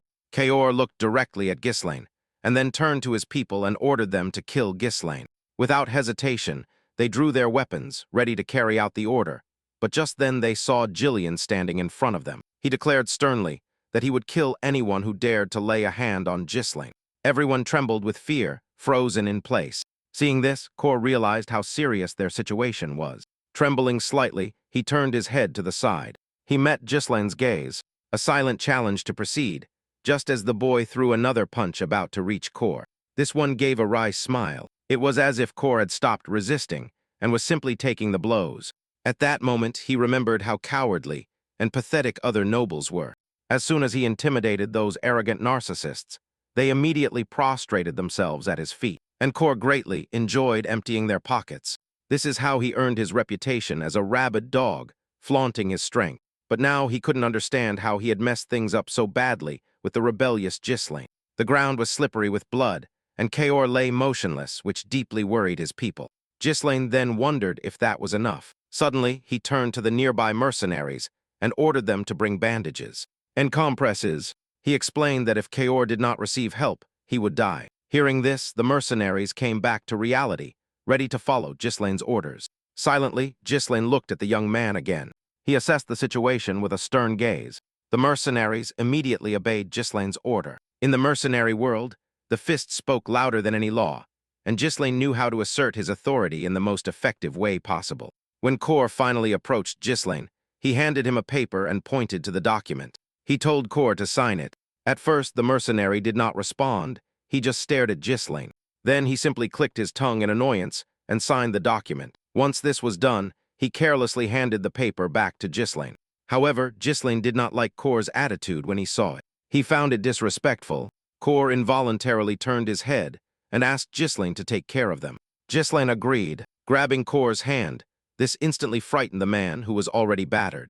But Ghislaine squeezed his hand and declared that they were now family, and in his opinion, that meant they had to act like it. A few days later, the mercenaries gathered on the outskirts of Perdim lands. The mercenaries did not understand why they were gathering so early, and complained that they barely had time to eat. Then, out of nowhere, one of them announced that they had been hired by the heir to the Perdim duchy. Many began to discuss how they could fleece the young Nord, but there were also those who listened in silence. Suddenly, a mercenary intervened, saying that they needed a representative to deal with this pseudo-employer. Many were surprised to see Gordon. He confirmed that they had not messed up and added that he couldn't help, but noticed the effort they had made to make their lives easier. The mercenaries retorted that last time, some idiot had made inappropriate demands. So things were going as expected, and Gordon suggested they simply not cross the line of reason. He offered himself as a representative to subtly intimidate the employer, and the rest would simply have to agree with him. Many agreed, thinking that as long as Gordon was the one speaking, they would have everything under control. But their conversation was abruptly interrupted when someone announced that someone was heading towards them. Then a man appeared on the horizon. It quickly became clear that the lone rider was Ghislaine. They recognized him by his clothes, and they mocked him for coming alone. Gordon gestured with his hand to the rest of the mercenaries and told them to take care of the atmosphere, and he himself would give the noble a hard lesson. However, just as he was about to act, Ghislaine's companions appeared on the horizon just behind him. The guy had brought other mercenaries with him, thanks to their elongated helmets. Someone recognized them as the mercenaries from the Cerbero squad, but it was still unclear what had happened to these rebels, as they appeared so humble before the aristocrat. In a short time, all the riders approached Gordon. Ghislaine slowly scanned the mercenaries in front of him with an assessing gaze. Turning to Gordon, he asked if he was the leader. After getting an affirmative answer, Ghislaine asked his name. Looking at Ghislaine, Gordon introduced himself with some hesitation. Hearing the name, Ghislaine froze for a moment, his gaze still fixed on Gordon, and gave him a light punch, saying it was impressive. Then Ghislaine introduced himself as well, and the fact that he was actually the heir of Perdim surprised everyone. Ghislaine turned his horse around and ordered all the soldiers to assemble, and over his shoulder, he explained that they were going to clear the monster forest. Soon, Ghislain prepared for the campaign, donning his armor. At that moment, he thought all preparations for the clearance were complete. A temporary base for the expedition was also established. Supplies were provided, and the troops were ready. Once Ghislain received the equipment, he went out to meet his people, then he asked Belinda to take account. It turned out they had 150 mercenaries and 40 fighters from the Cerbero squad. After hearing her, Ghislain asked if she had clearly communicated her position to Scobin. Belinda thought he would object, but the knight even offered to cover his entry into the forest. Then Ghislain ordered everyone to form a line, and pointing towards the forest. He declared that they would have to clear it. The guy said that everyone had heard about what lurked in that forest: monsters, secrets, and something even more terrifying. Knowing their objective, many began to fear they would not return alive. Belinda was indignant. They were chatting during Ghislain's speech and reprimanded the mercenaries. Ghislain said he wasn't going to stop anyone, but if they succeeded, he would pay triple. Hearing this, no one could believe such a payment. Belinda became instantly furious, because they had actually spent all their money on preparations. And Ghislain replied. He said it was to motivate people, but he knew that if they succeeded, it would all be worth it. Once again, the man turned to the maid, and with a mocking smile, asked her if she believed him. With a deep sigh, the girl replied that she had to believe him.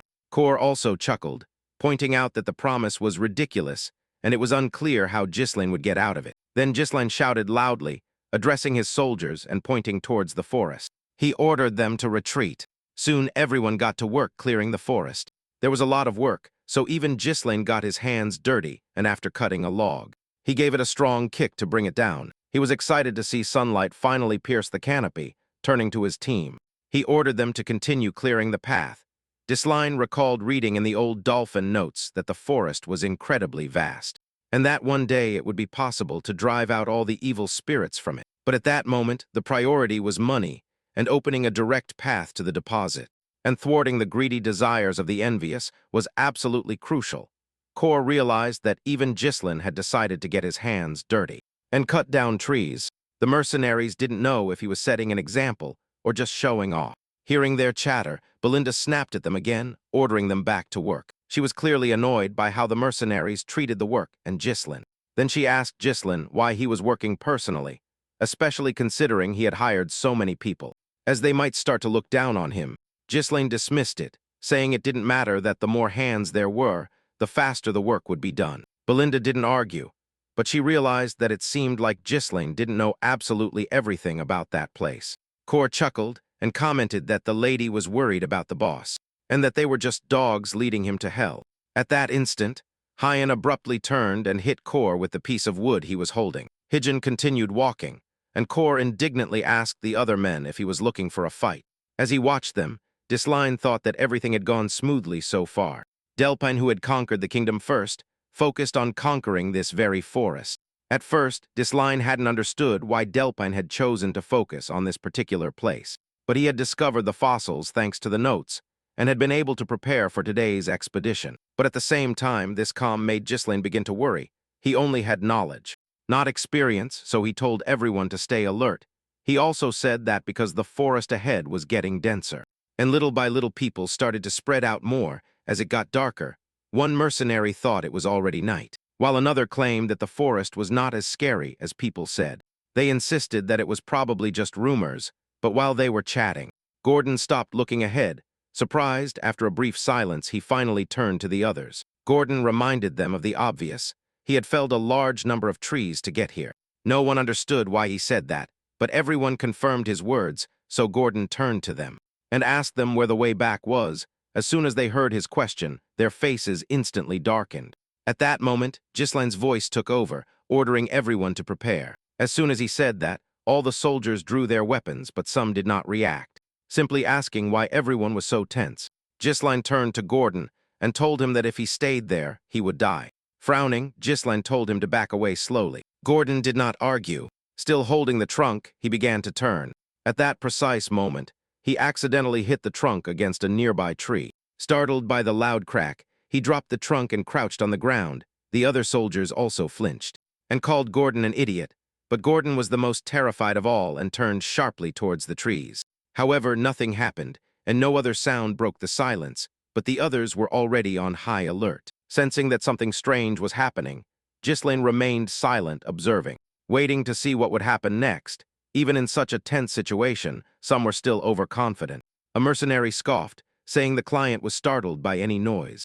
Pointing to the trees, the mercenary declared that there was nothing but trees ahead. Frowning, Ghislaine told the mercenary to retreat as well, or they would both die. But the mercenary questioned why Ghislaine was instigating fear, thinking he was doing it on purpose to control them more easily. However, at that instant, something thick wrapped around his waist. Before he could react, the man was violently pulled backward. Ghislaine knew from the beginning that the presence of these monsters could not be perceived. No one could have predicted the appearance of the entity destined to become food, unless they immediately understood what they were facing. Ghislaine then revealed to everyone that the monster they were facing was a dino ant. It turned out that these monsters had already surrounded them.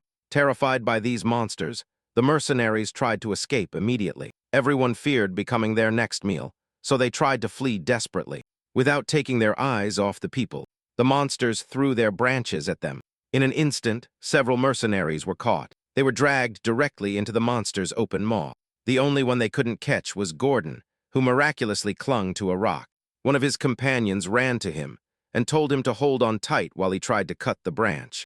He struck the branch with his axe, and a loud crack was heard. It turned out the branch was fine, but the axe was not. Before anyone could react, Gordon lost his grip on the rock and they started to drag him down. He screamed in terror and the others could only watch helplessly, but just then, Ghislaine came to his rescue. Brandishing his mana-imbued sword, he cut the branch. And with a twist in the air, he managed to cut the monster's eye. Blood gushed from its eye, and both he and Gordon fell to the ground.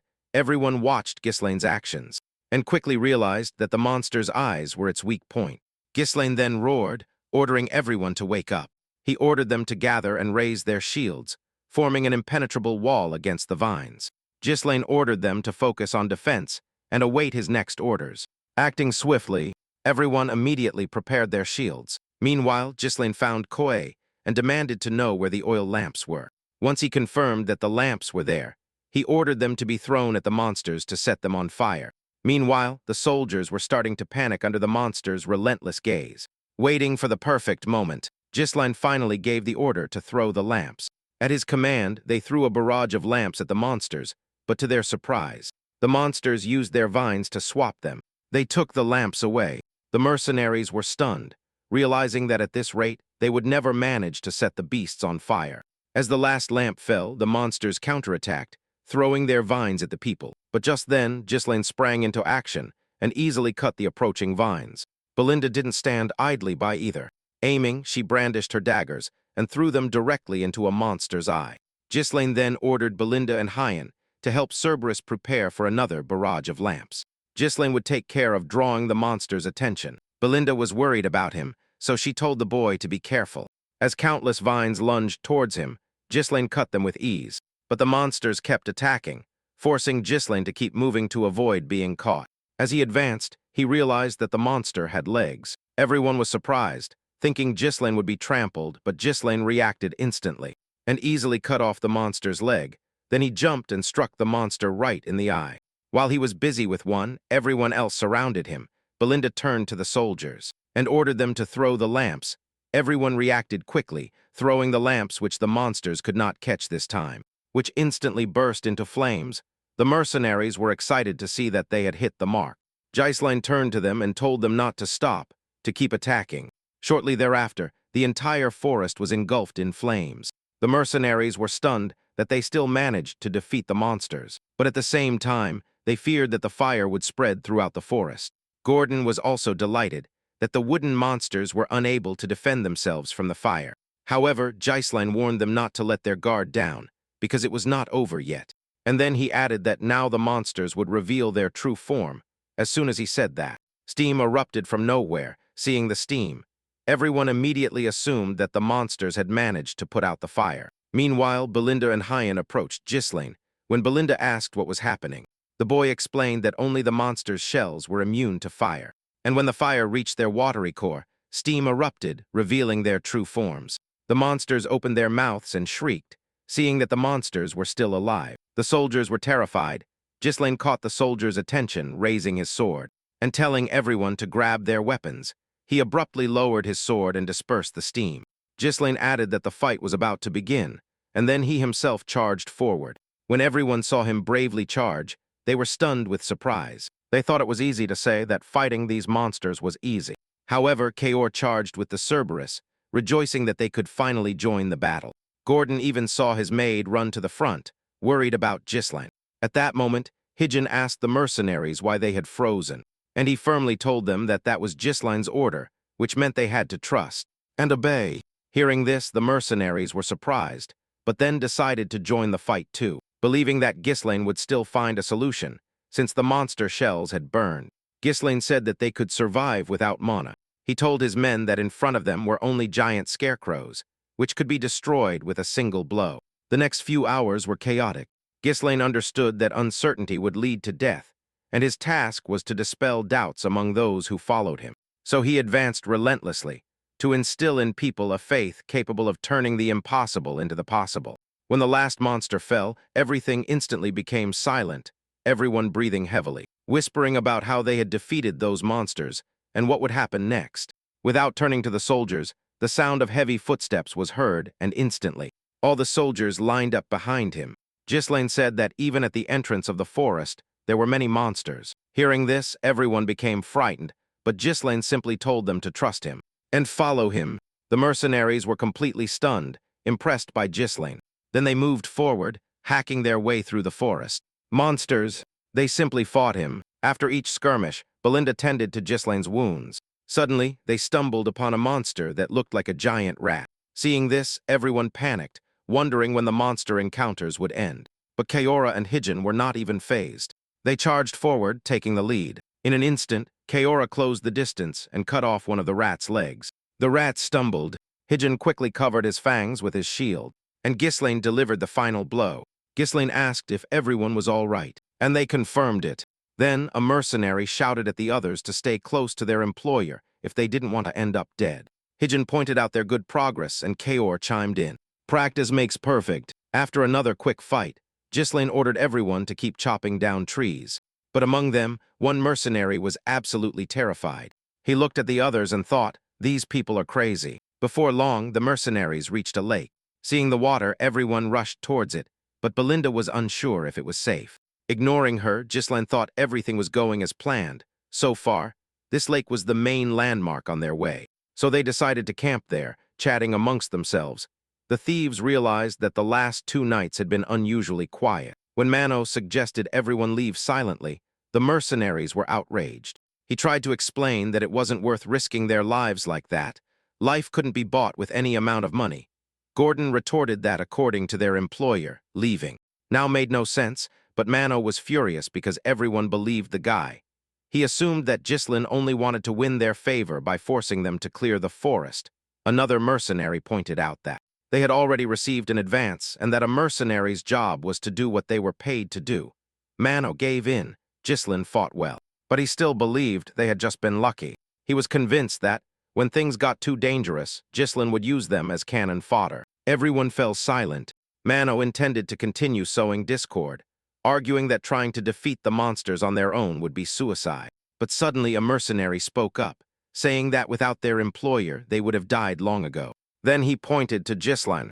Ghislaine himself had treated the mercenaries' wounds and given them advice for recovery. Belinda thought it would be better to save the expensive medicine for herself, but Ghislaine asserted that they had brought the ointment to use it. After tending to one person, Ghislaine called for the next. The mercenary asked if he was really going to spend expensive medicine on them, if he was just going to use them as cannon fodder. The others agreed as well. There was nothing to suggest that Ghislaine would abandon them. Mano was enraged because the mercenary had ruined everything. Ghislaine told the others to stop talking and get some rest. Then he turned to Hyen and Kagwar. Kagwar asked him if he was all right, because if she were Ghislaine, she would have ripped Mano's tongue out. However, Ghislaine told them to forget about it. They had something more important to discuss. Ghislaine revealed that, just as he had predicted, ever since they entered the forest, the monsters had attacked them day and night, but the last 2 nights had been eerily quiet. Hearing this, the others became thoughtful. Jian realized that they had entered the territory of the night monsters. Ghislaine confirmed his suspicion, and then turned to his silent camp. He calmly stated that they were in grave danger. Everything was calm, everyone was asleep. When suddenly a crack broke the silence, Gordon's eyes snapped open at the sound.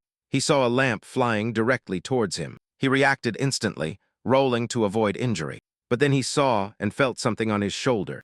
Everyone woke up to a loud scream. They saw Gordon brandishing an axe furiously, trying to defend himself from something. He was trying to fend off the monsters he saw. As they ran towards Gordon, he frantically replied that the monster was right in front of him. But no one understood what he was talking about, and they told him there was no monster there. Gordon looked back in utter disbelief. Everyone started to leave, but then other mercenaries arrived and declared that it was not a dream. One of them sensed a strange presence and saw a lantern fade into thin air. Soon the other mercenaries gathered, discussing the strange occurrences that had plagued their night. One was sure they were not alone there, and Ghislaine fully agreed. As soon as Ghislaine appeared, everyone moved aside. Then he ordered everyone to gather. As he laid out the plan inside the tent, and all the mercenaries gathered outside, Gordon was stunned to discover that they were completely surrounded by monsters. Despite not having seen a single one, Ghislaine explained that that was the monster's specialty. He even suspected that they had followed them from the lake. They were creatures that dominated the night. The Fowlers could blend into the shadows. The mercenaries gasped upon hearing that they moved in groups of hundreds and devoured light itself. But Belinda now understood exactly why the lamps were disappearing. Kaor decided it was best to attack first. However, Belinda also wondered if they could afford to wait. Ghislaine retorted that attacking blindly would only provoke the monsters further. But Higgins was surprised to learn that there was a way to defeat the creatures in one go. Belinda had already distributed the scrolls that Ghislaine had prepared to all the mercenaries. Now Ghislaine was about to reveal his battle tactics. He explained that the hunters were systematically destroying their lamps, effectively restricting their positions. And given that they were greatly outnumbered, defending the entire territory was simply impossible. However, Higgin quickly realized that the camp was strategically located near the lake, which meant they were not completely surrounded. After all, the situation was not desperate, and Ghislaine firmly believed that the initiative in the battle was still his. Everyone was surprised by this bold assertion of initiative. Ghislaine then proposed dividing the troop into 3 groups. The defense team would maintain its position. The shield-bearers and crossbowmen would form an impenetrable wall, preventing the enemy from reaching the center.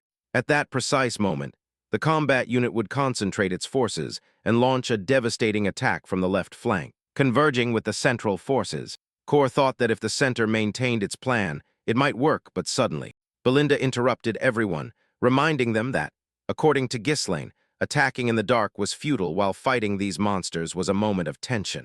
All eyes turned to Ghislaine after that. Kaor simply suggested using mana. Ghislaine, however, reassured the girl, telling her not to worry as they had magic scrolls. In a short time, everything was organized. The last lamp finally went out, and the creatures began to approach. Taking a decisive step forward, Ghislaine recalled a crucial detail from Delpin's journal. The Fowlers could not stand the light, and when they were illuminated by Ghislaine's order, they all broke their scrolls just as they did. Seeing this, the monsters looked up with evident apprehension, and in the next instant, they were engulfed by a blinding light. The monsters writhed uncomfortably and roared, unable to bear it. The oppressive darkness began to recede, and everyone realized the monsters' true forms. They were about to be revealed. As the light faded, the crossbowmen reacted instantly to their approach, preparing for the attack, and they unleashed a volley of arrows while receiving strict orders to hold their position until the end. At that very moment, Ghislaine also prepared to act and declared to everyone that they could now clearly see the monster's true form. Immediately after, everyone plunged into the fray, and a brutal battle erupted. Leading the assault, Ghislaine was the first to take down the monsters. He knew that the hunters could merge with the darkness, but they were physically fragile. With this in mind, he ordered that each and every monster be eliminated at all costs. Higgin agilely dodged their relentless attacks.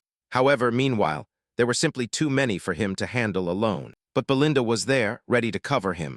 Her mission was also to break through the monster ranks. After his attack, Belinda turned to Ghislaine, moving at lightning speed, ready to finish off the monsters. With a single sword strike, Ghislaine understood that the best warriors were now with him, and the soldiers obeyed his orders without question. They killed many monsters, but there were still many enemies. The mercenaries could not understand where all these monsters were coming from. They could no longer hold the defense, and the monsters reached them. However, it was then that Ghislaine arrived. And the others, after killing the monsters, Ghislaine praised his soldiers upon seeing the young man. Everyone was excited by his arrival. knowing that with him they would undoubtedly not be lost. Immediately, Gisline ordered them to widen their formation and surround the monsters from all sides.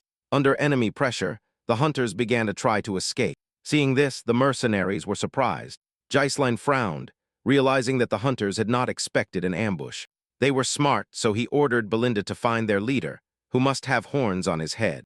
She suggested simply letting the monsters go, but Gisline replied that they would continue to pursue them until they were exhausted. And since they could not afford another fight, Gisline wanted to finish it all now.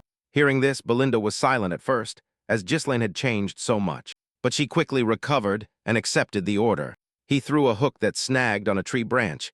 He managed to propel himself from the ground and rise into the air. This was enough to see all the monsters. He finally found what he needed. He immediately aimed and wanted to tie it with a rope.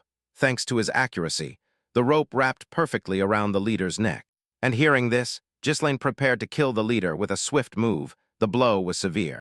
In his last moments, the monster screamed in pain. When the other fowlers saw this, they also screamed, but did not attack Gisline with the leader dead. Gisline ordered the other monsters eliminated.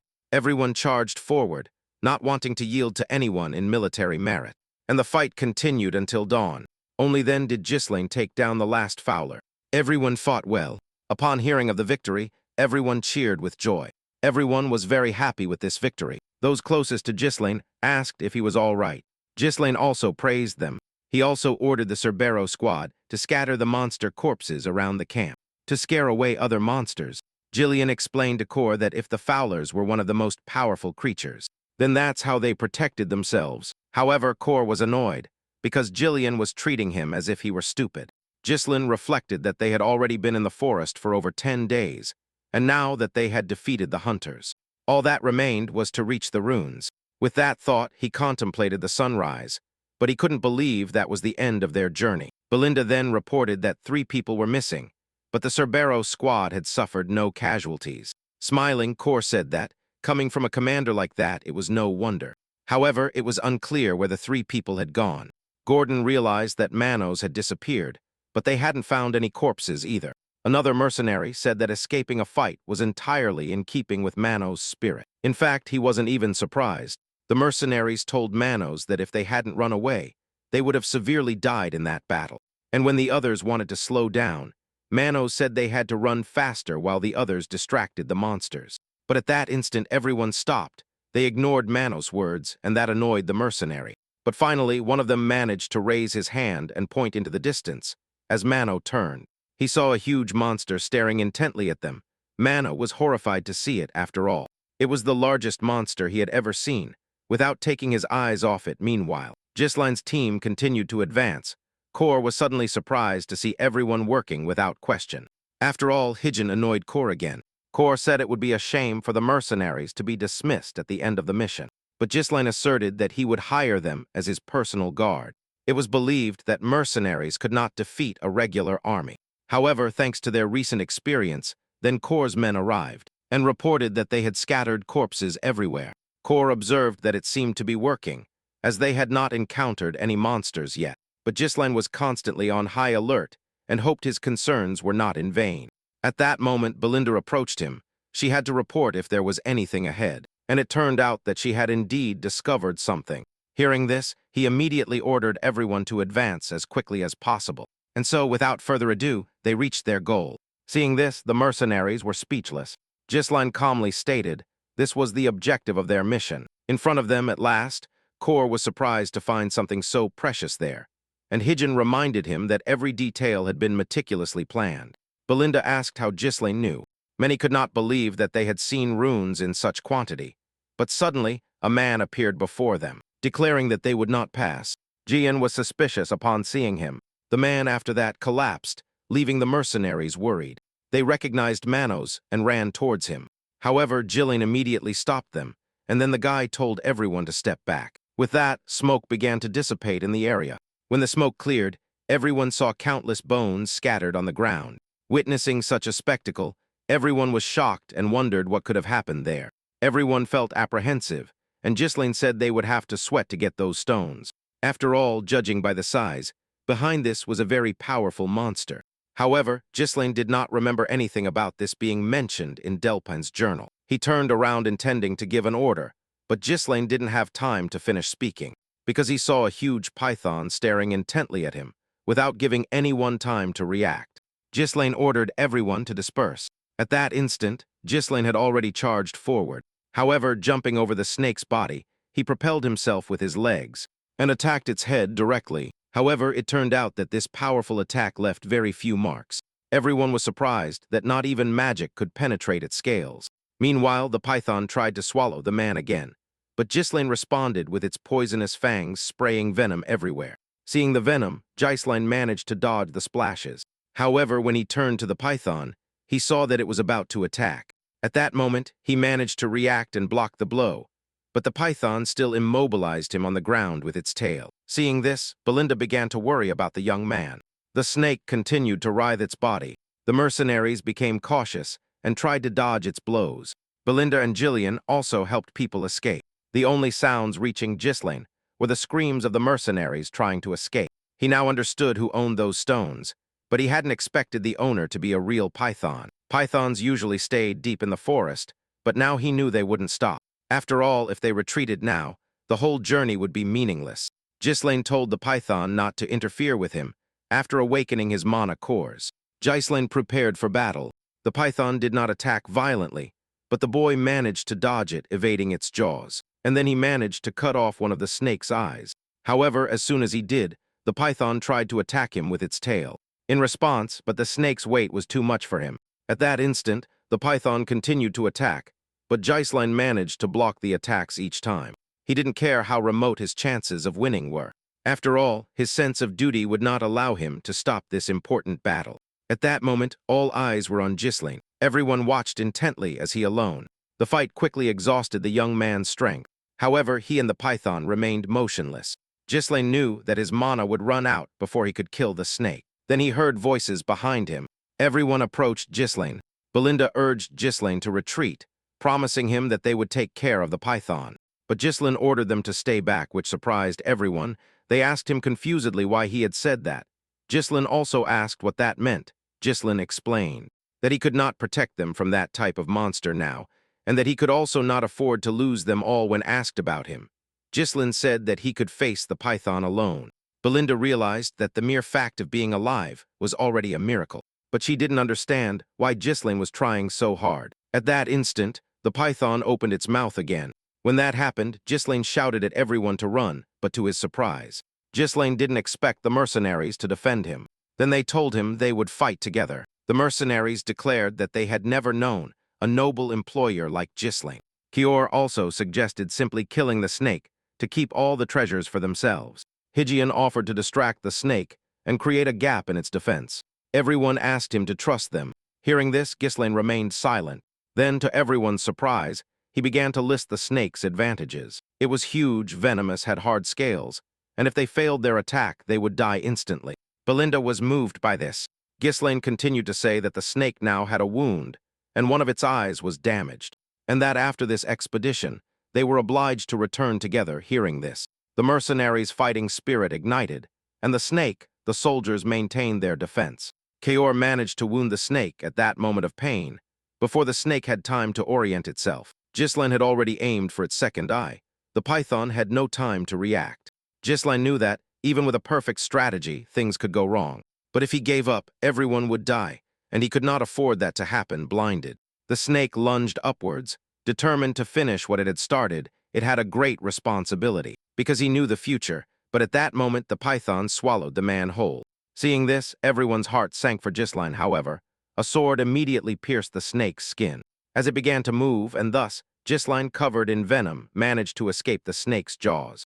When the others saw this, Ghislaine was the future of diets. Meanwhile, back at the castle, they were furious that the guy was acting like a lord and doing whatever he pleased. Another count questioned the reason for their indignation. If the young man had already been in the forest for 2 weeks, if Skaven had not lied, they would have stopped Ghislaine long ago. Lord Portium listened silently to his advisor's indignation. He remained silent, but his face looked incredibly grim as he thought of his son. Suddenly, someone burst into the room and addressed the man. The knight declared that everyone should see it with their own eyes. Everyone was stunned to hear him say that Ghislaine had returned. Meanwhile, the young man was already heading to his castle. In a short time, he found himself in the same room as the other counts, all of them, including Ghislaine's father. First, Ghislaine greeted his father. In response, Ghislaine apologized but said he had to do it. However, others were indignant, as they did not consider that a valid reason to disobey the order. The knight was furious, arguing that it was not just about Ghislaine's life, but also about the fact that monsters could leave the forest and start attacking people. But Ghislaine retorted that he was alive and that the monsters had not invaded. Hearing this suddenly, one of them asked if Ghislaine found all this amusing, and then added that, since everything had turned out well, he still believed there was no excuse for it. Upon picking up the newspaper, it turned out that the Count was worried after Ghislaine's visit to Amelia. So he found out what had happened there, and that's why he broke off the engagement and stopped helping them. Ghislaine thought to himself that the letter did not seem fake. He assumed that Amelia was willing to ally even with the enemy, just to destroy Ghislaine. But now that meant he could no longer pressure Amelia. If Ghislaine had arrived late, he would have been trapped inside the mansion. The man asked Ghislaine if he had anything to say. Others demanded that the money be returned to the Riffolds, complaining that such a sum would have lasted them an eternity. Ghislaine then replied that he had already spent it all. He explained that the money was for an expedition to the monster forest. As soon as he said that, silence fell. One of those present, Ghislaine, said he was sorry, and that he had no excuses. Suddenly, they grabbed him by the neck, demanding to know what kind of heir he was if he had destroyed the county with his own hands. Someone else intervened, declaring that Ghislaine was no longer an heir but a criminal. But Ghislaine interrupted them. His father asked him what that meant. Then Ghislaine called Belinda to come in. The young woman placed something on the table. When the box was opened, everyone's expression changed, and Ghislaine treated everyone to high-quality runes. When they saw them, no one could believe it. The men, stunned, assumed that Ghislaine had bought the stones with Amelia's money. But Ghislaine replied that he had found a deposit of stones in the forest. A man retorted that the money spent on that stone would not be enough to maintain the mansion anyway. Ghislaine laughed and agreed that it was true. However, that was far from his only ace up his sleeve. Outside, with mercenaries transporting stones, everyone was stunned to see the amount of stone the young man had extracted in just 2 weeks. Belinda confirmed that they all came from the expedition, but besides the stones, Ghislaine declared that all actions were for the good of the county. They told Ghislaine's father that this would be enough to sustain them. Everyone was surprised at the idea of not having to fight for survival anymore. At that moment, someone placed their hands on Ghislaine's shoulders, and then they began to praise him, asking him if he had gotten tired during all this. Suddenly, he told them he had several conditions. He demanded the release of Scavin and Ricardo, as they were simply following orders, and that access to the monster forest should be free for all. Any unnecessary rumors would harm the county. And finally, the guy said that he himself would lead the service and recruit mercenaries. But they found it unacceptable that Ghislaine wanted to form his own army. They tried to explain to him that Ghislaine should be begging for forgiveness at that moment, but instead, he demanded complete freedom. Ghislaine retorted that he was creating the conditions so that they would no longer have to depend on Rayford, and that if these small problems they raised delayed the work, it would negatively impact the county's finances. Next, they turned to Ghislaine's father. At that moment, the mercenaries approached and greeted Ghislaine. Ghislaine asked for further instructions, as the loading was almost complete, and Kor asked what they should do with the python's remains. Ghislaine told them to separate the venom, blood, flesh, and skin to prevent decomposition. Randolph stated that the number of Ghislaine's mercenaries was impressive, but they could not understand how a young man like Ghislaine had been able to unite such strong people. Looking at his son, the Lord remained silent. At that moment, he told his son that it must have been difficult to subdue the mercenaries. Then he heard Ghislaine's answer, without mercenaries, nothing would have worked. So he turned around and told everyone to go back. He told Ghislaine that he would turn a blind eye this time, but warned him of the consequences, and he was disobeying orders again. Ghislaine thanked his father for it. Finally, the mansion would belong to Ghislaine, and would truly house the spirit of the North Wolf. The North Wolf was a title awarded to those who defended the northern border of the Kingdom of Lutania. Ghislaine's father had no one by his side. His military power was insignificant, but he continued to fight away from his wife and his son, and as a reward for his efforts, the work was done. Ghislaine told everyone to get ready, as they could leave at any time. But they asked Ghislaine not to rush, because he needed to rest. Belinda said they had worked hard to remove the poison from his body. But then the boy turned to her and told her that he counted on her. Then he walked away from them and moved on. The news that they had extracted the stones would spread quickly. That's why Ghislain wanted to strengthen his power, to become so strong that no one would even think of attacking them. However, with that thought, he collapsed from lack of strength. Soon the news spread throughout the region. The partial development of the monster forest was confirmed. It was necessary to start a war against the degraded. There was much debate about this at the meeting. It was unknown how many of their own remained in those lands. Then someone reported that there were 2 vassals and 1 knight. If the degraded prince died in Purdom territory, a territorial war would be triggered. Sam was in charge of this operation. Hearing this, everyone was surprised, as they did not expect their trump card to be revealed. Very soon, someone objected that such a decision seemed too hasty. Then they were told that everything had changed due to the monster forest, and that the dolphin was the one making the decisions. Desmond told everyone to prepare for war. He also asked if anyone else was aware of the current situation. Amelia became enraged when she learned what had happened. She buried her face in her assistant and sobbed. She even had to humiliate herself before her father to get him to stop supporting Perdiem, but he just told her she didn't seem like herself. Hearing this, the girl sighed, admitting that she had let her emotions get the better of her. But she accepted that what was done was done. The knight then asked Amelia to give the order. She asserted that, with the stones extracted, Perdiem would soon emerge from its financial crisis. But the main problem was that they had not yet managed to sell the stones. They had discovered them very recently. Amelia said there was only one place in the north where they could sell the stones, and it was a huge crimson tower. The stones were crucial for research, and magic towers took their supply very seriously. Now the target was no longer Ghislain, but the workers transporting the stones. The man replied that there were 2 towers in the north, so there was no point in focusing energy on just one. Amelia retorted that Ghislain would not get involved with that tower, as they had lost their splendor. Now she was going to take absolutely everything from Ghislain. Meanwhile, the man remained unconscious while he slept. He remembered what had happened. He remembered the moment he found himself inside the python before it swallowed its prey. Mana dispelled the poison on contact, but the toxic smoke did not disappear as a result. Ghislain struggled to stay conscious. What he wanted most depended on this expedition. And if he could not avoid poisoning, the poison that had entered his body concentrated on his mana, and his goal was to neutralize it by spinning mana in his core. Ghislain managed to turn the poison into an alternative fuel, capable of withstanding a mana explosion. At that moment, the boy woke up, and immediately realized that he was alive. As he got up, he wondered what had happened. His consciousness was still confused. Then his gaze fell on his sister, as soon as Alina saw that he was awake. She explained that Ghislain had gone out, and when he returned, he had lost consciousness. But now Alina was delighted that he was well. For a moment, Ghislain remained silent, completely surprised. The moment he tried to speak, the girl roughly pushed him away and ran out of the room shouting that Ghislain was awake. Ghislain frowned, realizing that he had been lying there like that for 2 whole days. He tried to resist as much as he could, but his young body could not withstand the effort. Still, his body was surprisingly in good shape, and such regeneration should have been impossible. In just 2 days, his regeneration had improved, and his mana volume had skyrocketed to Ghislain's level. It seemed that the very nature of mana had changed radically. He immediately realized that the mana had merged with the python's energy. He had never known that someone could become stronger in this way, and it turned out that the risk that endangered his life was fully justified. If Ghislain played his cards right, he could become dozens of times stronger. But first, he decided to get back to work.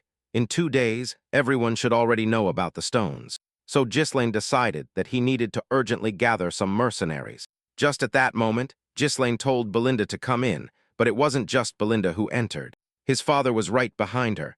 His father was clearly delighted that Ghislain had finally woken up. Ghislain, however, was completely surprised to see him.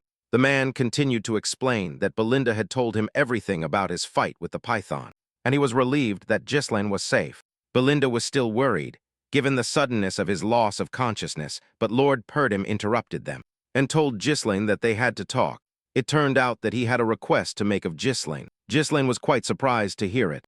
Very soon, Ghislain found himself in this situation. For the first time, he used to actively avoid his father to escape his lectures. His father apologized for calling him earlier, but Ghislain ignored him, saying it was nothing. So he asked what his father wanted from him. His father just looked at him silently. Then, with the same silent attitude, he looked away, remembering his mother's words. and Ghislaine wondered if that was what she meant. A long time ago, she had told him that his father was not exactly the most open person. Ghislaine had been surprised. She had spoken like that about his father. His mother constantly kept her true feelings hidden. The only exception was the time when he declared his love to her. That's why she had asked Ghislaine to understand his father, even though he seemed cold. After all, he was just a man who didn't know how to express his feelings. Ghislaine tensed when his father told him to raise his sword, but he did not object, preparing for the fight. Without a single sign, they clashed. Lord Perdium attacked first, and then they both began a constant dance of maneuvers. In counterattacks, Ghislaine skillfully dodged his father's relentless attacks, creating some distance. They paused for a moment. Ghislaine realized that his father's sword was incredibly heavy. This sword was powerful enough to crush countless enemies, but thin enough to allow for agile defense, making it a particularly effective weapon in the hands of a seasoned warrior. The Lord struck with all his might, but Ghislaine blocked the blow, ready to launch his own counterattack. In response, the rivals exchanged cautious glances. In the end, both were on the verge of victory. Both managed to point their swords at each other, but ended in a draw. His father then commented that Ghislaine had grown a lot. Ghislaine thanked him but tensed up, preparing for what his father was about to say. My father told Ghislaine to ease up when crossing swords with someone. Otherwise, Hyen reflected on it, but suddenly realized. It was the first time someone had officially given him a lesson. His swordsmanship had been forged in battle. It was instinctive. He had never received proper training, so it is possible that some things might have escaped him. Ghislaine had always relied solely on himself, but it felt good for someone to teach him. Reflecting on this, the man sternly looked at his son, saying it was a reprimand. That regardless of Ghislaine's achievements, he wanted his son to follow the rules. Ghislaine understood that otherwise, everything would descend into chaos. In the end, my father said, Ghislaine had changed a lot. Ghislaine's eyes widened. Ghislaine could not stop thinking about the duty that fell upon him. It was obvious he had to take care of the people on his lands, but then he remembered that his father had a request. There was silence because his father dared not tell him, but in the end he awkwardly asked if he had any extra money. The mercenary camp was near the monster forest. When Ghislaine returned, he asked how everyone was doing. Everyone answered in unison that everything was going wonderfully well. They all asked about his health, but he was already feeling better. Suddenly, he asked Jillian about Richo's health. The man did not answer. Immediately, he did not expect his daughter to recover. Ghislaine was sincerely happy for him, and then decided to tell them something. He said that his estate was in grave danger.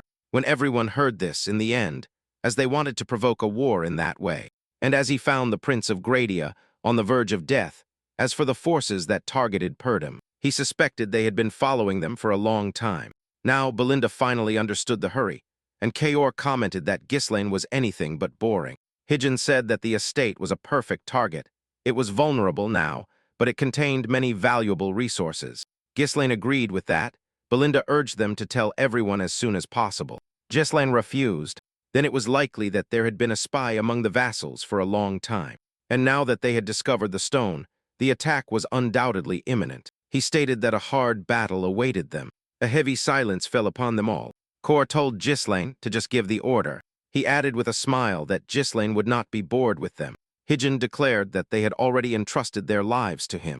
They were willing to follow him to the end. Belinda agreed, as she also wanted to protect Ghislaine. He chuckled at their enthusiasm. His greatest enemies were Duke Dolphin, Hydesmond, and Amelia. Ghislaine told everyone that they were going to the Scarlet Flame Tower. Belinda asked why not the Crimson Tower. What offers better rates? Ghislaine replied that they would have fewer problems at the Scarlet Flame Tower. Jillian agreed, reasoning that they would probably be attacked.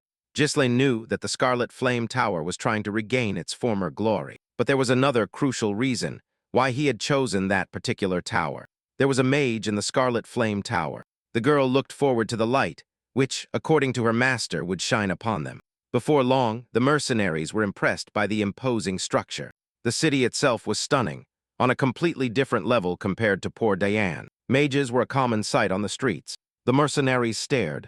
The mages' expressions darkened the moment they saw the mercenaries, and then, in unison, they unleashed their magic. Everyone watched as the mages simply disappeared.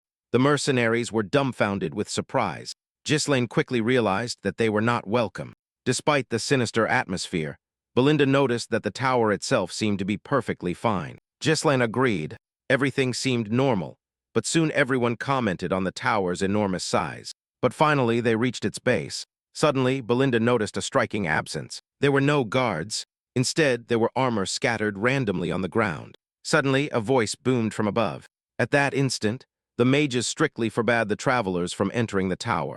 Next, the armors were clearly controlled. Ghislaine declared to the mages that the heir of Perdim stood before them.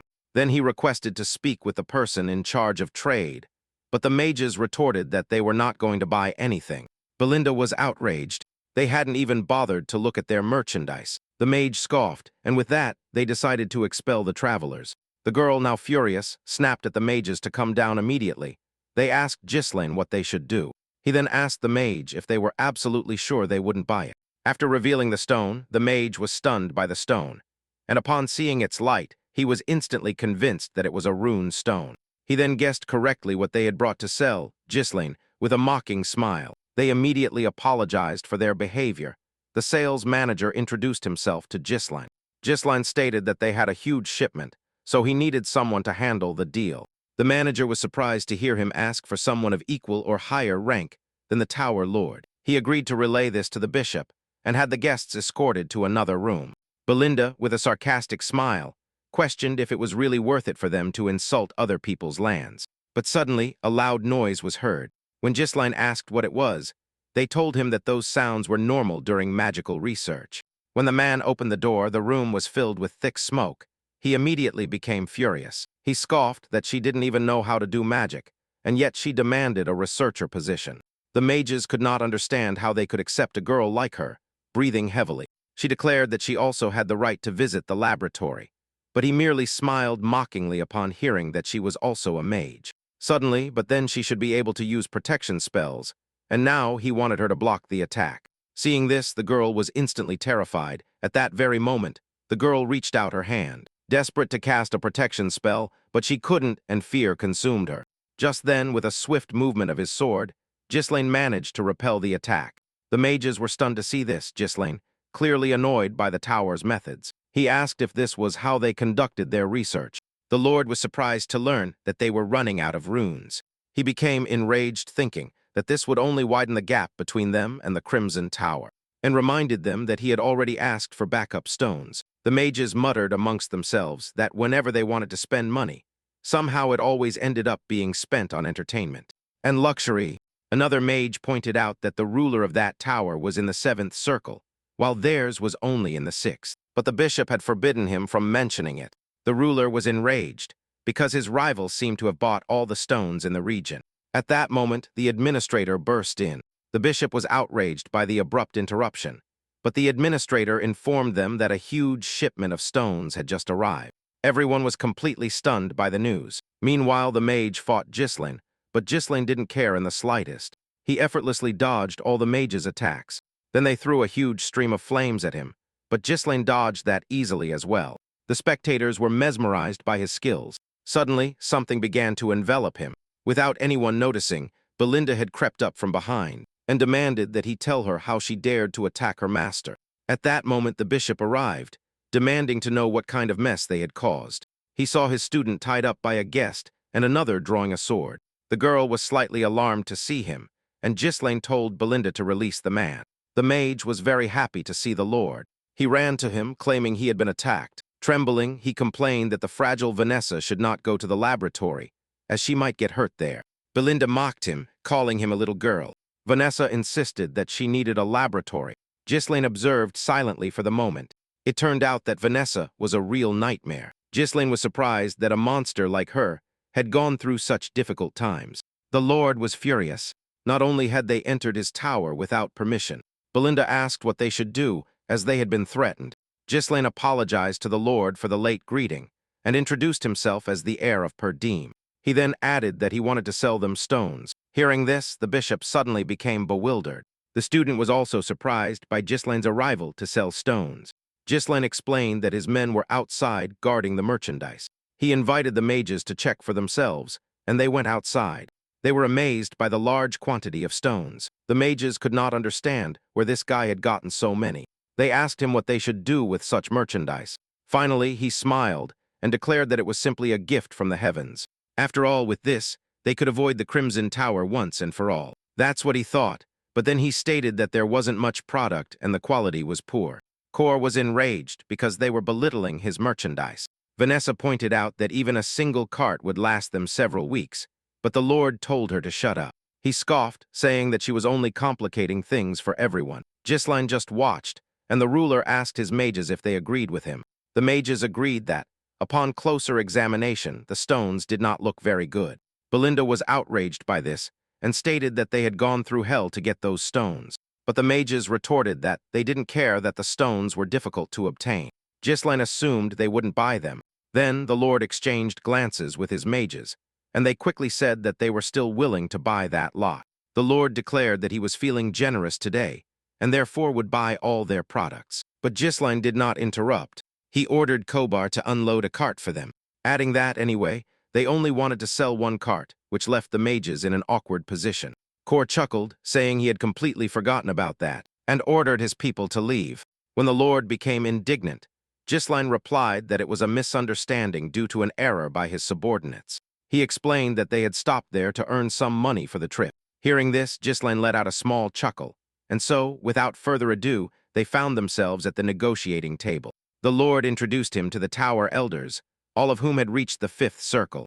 Ghislaine replied that it was impressive, but he expected nothing less from the 2nd tower in the north. The Lord said that Ghislaine had probably heard rumors about them, but they were false. Belinda did not understand why he had to provoke him again. The bishop decided to get straight to the point and discuss the price. Ghislaine held up 2 fingers. He wanted double the market price. All the mages were outraged because he didn't know how things worked. The Lord also told the boy that this was not the right approach to negotiations. But Ghislaine retorted that the tower itself deserved double the price. The mages were again outraged by the boy's insolence. The Lord calmly addressed the boy, as he was just a thoughtless young man. Ghislaine listened calmly and remained silent. The bishop continued to say that the boy was young, so they were willing to forgive his mistakes. When he offered to pay a price slightly higher than market value, he said he saw no interest in the product, so they would simply leave. He then turned away, leaving the ruler bewildered. He tried to stop the man upon hearing that the Lord was just nervous. Ghislaine gave him a small smile. The others watched quietly from the side. In the end, the bishop agreed to buy it for double the price. Ghislaine was satisfied, but firmly stated that he would only buy 1 cart. The bishop said they were willing to buy it all, as they hadn't brought it for nothing. Ghislaine said that the Crimson Tower would accept triple the price, so it was more profitable to go there. Instead, the Lord said that Ghislaine had already exhausted his patience. Ghislaine began to leave. The man shouted that he would buy it for triple the price. This made Ghislaine smile. He was happy. Finally, they understood each other.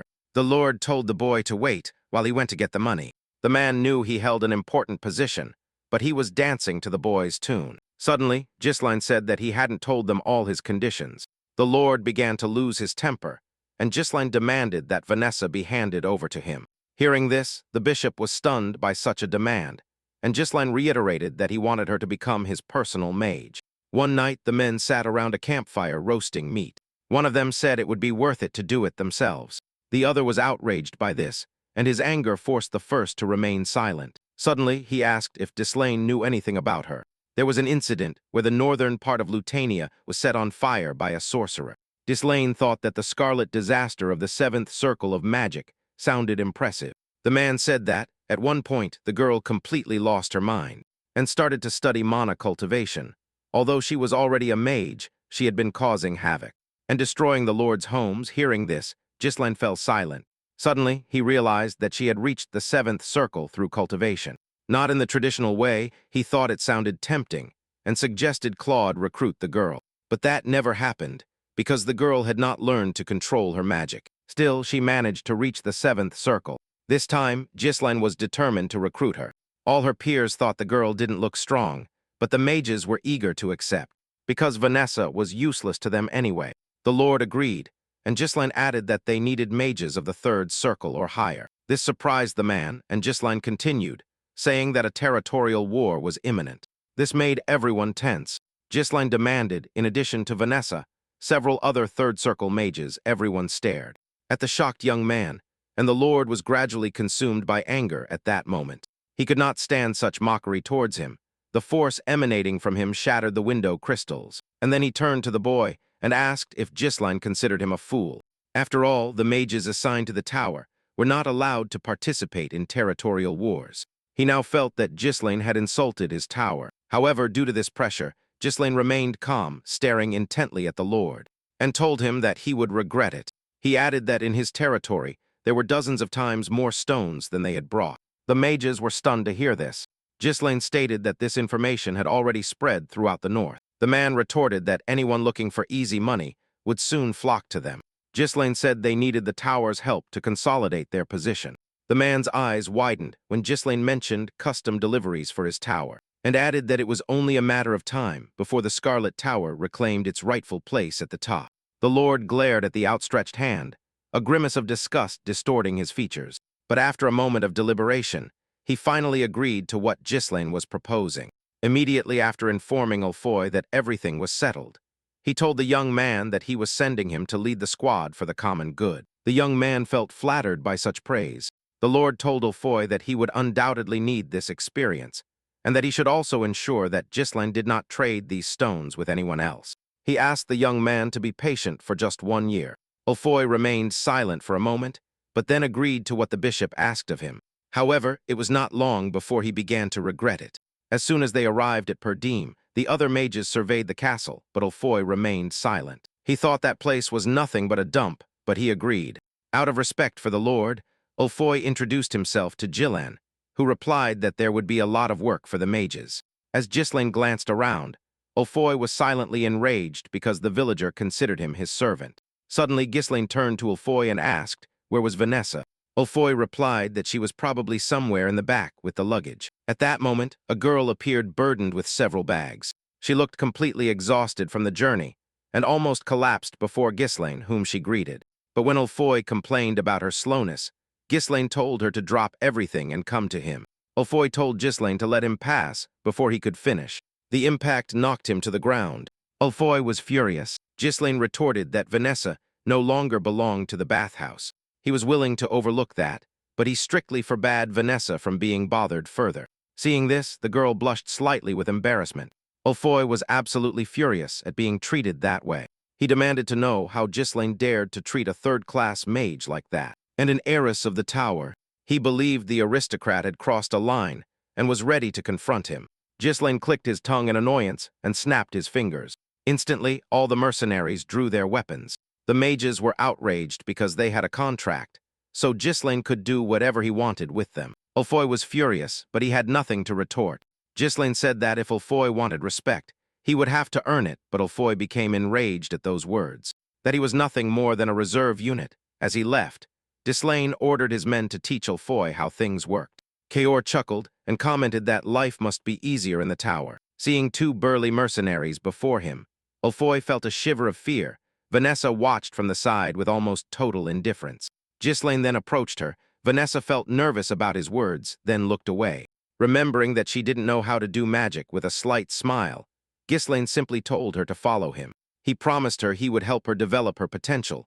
Soon they arrived at the training area. The girl looked around indifferently, and Ghislaine turned to her. He asked her about the depth of her knowledge, and it turned out that she had studied up to the 5th circle. Ghislaine was truly impressed. Vanessa looked at him silently for a moment, and then admitted that anyway. She didn't know how to use spells. Ghislaine asked if there was a reason for that. Finally, her master passed away. She believed that was the reason for her expulsion. Ghislaine remained silent. The 5th circle was comparable, in power, to the magical abilities of the Tower Elder. Vanessa understood this, but her body could not keep up with her mind. However, Vanessa's efforts were not in vain. She just had to follow a different path. He recalled Claude's words about Vanessa. The man thought she was simply crazy, but now Ghislaine wanted to teach the girl how to cultivate mana. She was surprised to hear this, not understanding why she needed to cultivate. But Ghislaine said that everything was interconnected, and she hadn't even tried this approach. Suddenly she became frightened, saying that doing magic like that was madness, but Ghislaine asked her to at least try. At that instant, their eyes met. Vanessa then reflected on his proposal. Wondering if she could really do magic, then she clenched her fist tightly. Until now, she had failed at everything. Ghislaine thought he had seen those same eyes in his past life. Full of regret, she longed for magic, but only sank deeper into the abyss. But now Ghislaine knew how to help her, and would not let her fall into that abyss again. He wanted to reach out to her. Gisline managed to transfer his mana into Vanessa's body. The girl, however, felt a warmth spreading throughout her body. Gisline told her not to open her mouth, or she would interrupt the flow of mana. He said his mana was inside her and was capturing every corner, and returning the mana to her core.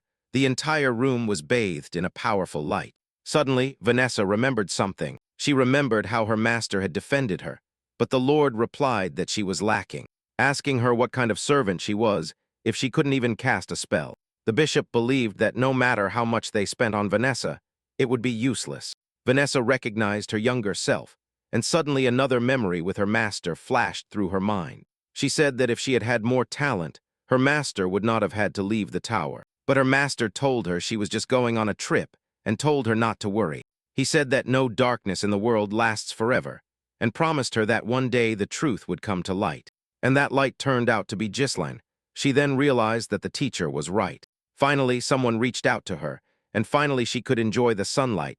Some noise could be heard coming from one of the houses. A fight had broken out between several travelers inside. One of them provoked his opponents, and they fell into the trap of taunts and attacked him. But that warrior easily dodged the sword blows just then. But he quickly realized that too. Grabbing the first one by the hand, he threw him aside and knocked down the second warrior. They were thrown back with such force that they broke a hole in the building. He chuckled and said that he hadn't even had time to warm up. Others laughed, saying that worms were interfering with their feast. And everyone agreed, so no one could stop them. At that moment, another friend of his was fishing outside. They asked him if his training had gone well, but he only asked what was needed. Then the man said there was an order from Desmond. Hearing this, he took off his helmet, and as he put it on, he prepared to leave on a mission. He added that anyway, it was a boring place. Meanwhile, the news reached the lands of Purdom, and Gisline's father put on a grim expression. He received a letter informing him that Gisline had killed Gilmore of Grady, who would seek revenge. The man then ordered the soldiers to be summoned, but the man was outraged by this accusation. Everyone thought they were trying to start a war out of nowhere, but the Lord continued to try to maintain appearances. Suddenly, he learned that the people needed a stone. Gisline was sure that the vassals had leaked information about the changes, but others were outraged by their vassals' betrayal. The Lord reflected that, sometimes, even doing the right thing for the land could lead to ruin, but it seemed that Gisline had already expected it. The knight declared that they had more forces and land than the Digrats, but then someone cut short his visit. Skaven had more news to deliver. He informed everyone at that moment after scaling the wall. The Lord suspected a conspiracy, as the enemies appeared right after the declaration of war. Then they reported the number of troops and their armament, but the power difference was so great that everyone began to panic. Then Lord Purdom brought everyone back to reality. He declared that their disputes were stealing precious time they needed to defend themselves. The civilians were immediately evacuated. Then he had to announce that the war had begun. As he approached the castle, he reflected that his son was untalented, but his death allowed the war to begin. Count Grat was impressed by the castle, and then Purdom turned to his brother, demanding to know what was happening. But de Grat declared that his son had been murdered on these very lands. Moreover, he had been murdered by Purdom's own son. He offered Purdom a surrender. Promising that there would be no bloodshed, Gisline watched silently. In the face of this, the lords were outraged by the unfolding events. Gisline understood that such an outcome was inevitable, and given that they had brought siege weapons, they intended to destroy them. Suddenly, he heard his father defending Gisline's son, and that was Purdom's definitive answer. That tone alarmed de Grave for a moment. Sam was impressed by the imposing presence of the great general. De Grave also expected no less from the North Wolf. Then he turned and told Purdom not to regret it, standing by the wall. Everyone heard de Grave's distant laughter. Then the knight asked for orders, but others dissuaded them from fighting. The lords vehemently protested, but Purdom remained silent. Chaos clouded their thoughts. Suddenly, the war began, and the enemy proved to be prepared. He didn't know what to do at that moment. Then Gisline told them to prepare for a siege. His father looked at him. Surprised, Gisline stated that the power difference was more than double, and that once the siege weapon was ready, the enemy would attack with full force. Gisline stated that their best option was to ask for help and resist. His father replied that, even if that were the case, it was unclear what to do next. This made Gisline let out a discreet chuckle, and he whispered something to his father. He did not reply, only looked at his son. Surprised, Gisline was not betting everything on a radical change in the situation. He decided to discuss what to do with his people. However, Hyan had no ideas. Kaor was also lost in thought. Belinda could not believe that the war had really begun. Then Ghislaine decided to draw up a plan of action. Ghislaine decided to attack the enemy's supplies before it was too late. Pharaoh Belinda wondered how they could do it with so many eyes fixed on the castle. Ghislaine then turned to Kaori Hijin. Kayabar reported that, as Ghislaine had requested, they had positioned troops in the forest in advance, and that the layers in Tedros Park they had requested were already prepared. Ghislaine stated that small camouflaged units could easily carry out sabotage, but he told Belinda that they didn't know where the supplies were stored, and he needed her to scout their situation. The girl was surprised by the task. Infiltrating enemy lines was dangerous, but Ghislaine was confident that Belinda could do it. Now there was only one small thing left to do: play the winning card that would end the war. A few days later, the supply camp was in the rear, and the commanders were satisfied with their position. One of them was excited about soon receiving a portion of those lands. Then someone began to approach the camp, and they arrived just in time. Everyone noticed that it was cloudy, and that it was impossible to see anything. Gisla agreed that everything was perfect for the attack. She ordered that no prisoners be taken, and kill everyone soon, before the guards had time to react. The knights attacked them and killed them instantly. The remaining soldiers in the camp immediately prepared for battle. But before they could do anything, they were massacred. Then Gisla shouted again not to bother with formalities against their opponents. The Baron was informed that they were being attacked. The Baron told them not to worry, as they had 1,000 fighters. However, the other man was discouraged to hear these words. Ghislaine's squad mercilessly faced the enemies. This made the man tense. After thinking for a moment, but then his companion was attacked, startled. The man collapsed to the ground. Belinda immediately recognized Pablo's vassal. The vassal was terrified to see the girl. Soon everything was in flames. Belinda reported that Pablo had not only leaked the information, but had also led the group. The man then began to beg for mercy. Ghislaine demanded to know who had bribed him. The man immediately said it was Desmond, but also threatened him. Ghislaine then became convinced that Desmond had handed the army over to the Digrats. Meanwhile, the man continued to try to win Ghislaine's favor, dismounting from his horse. The man was overjoyed and thanked him for the opportunity, but without a word. Ghislaine cut off his head. The man didn't even have time to comprehend what had happened, and Ghislaine refused to make a deal with him. After all, he believed that traitors deserved nothing but death. After burning the enemy camp, they prepared to return. Belinda looked at Ghislaine. Ghislaine had received orders to return to the castle. After all, it was very likely that they had already begun their attack, and attacking from the rear would destabilize their formation. He assigned the left flank to Kaori Belinda, keeping the right flank for himself. Then he turned to Hijin and entrusted him with the enemy base. The man agreed to take on the task without any problems. Belinda asked who would take care of the main gate. No one understood his answer. Then, silently, he turned to his companions and smiled, declaring that this war would open a new chapter in their history. Lord Perdium ordered them to prepare for the attack. The crossbowmen moved to the wall and tried to aim at the enemy. However, they had already scaled the walls. There were too many enemies, so everyone engaged in combat hand-to-hand. As the battle intensified, he decided that the outcome of the battle had already been decided. Sam also believed it was the end of the North. At first he hesitated, but now, as he watched, after all, the Diet had reached a stalemate. Then someone said the gates would also fall soon. But the Lord told them to forget about the gate and keep defending the wall. Skavin reported that there would be no reinforcements, as they already had enough problems. It was a shame that no one was willing to support them. Suddenly, they were about to report something to Degrad. The soldiers said their supplies had run out. The supply detachment had not yet returned, so they assumed something had happened. Degrad was surprised that Perdim had managed to locate the supply camp. Moreover, smoke was coming from the camp, and that further piqued his interest. Degrad asked what they should do, as they had run out of supplies, but Sam simply slapped him and declared that the supplies were no longer necessary. Degrad was stunned by his words. At the end of the day, the castle would be his. Sam turned silently towards the castle. He was an experienced veteran. The attack on the flank had already begun, but the walls were still holding, except for the central gates, which no one was guarding. Suddenly it all clicked. He sent all the soldiers to charge, ordered them to break through the central gate. He stood still for a moment and called one of his fighters when Aiden stepped forward. But they should have stayed, holding their position. They continued to climb the wall. Meanwhile, Perdim continued to kill soldiers. Then Skavin alerted his lord to something. It turned out that the siege towers were approaching them. To their dismay, the towers were exactly the same height as the walls. Perdim immediately ordered the catapults to be prepared. They had just finished assembling them. They immediately began to fire. Desperate to prevent the towers from reaching the walls, the enemy watched the metal projectile fly. But before they could hit, someone shot them down. Perdim was horrified. They didn't recognize him immediately. But then Perdim saw that knight, staring intently. He couldn't believe it was Sam. Sam declared that Perdim's fall was inevitable. Then he ordered the battering ram to be brought, and everyone aimed at the gate.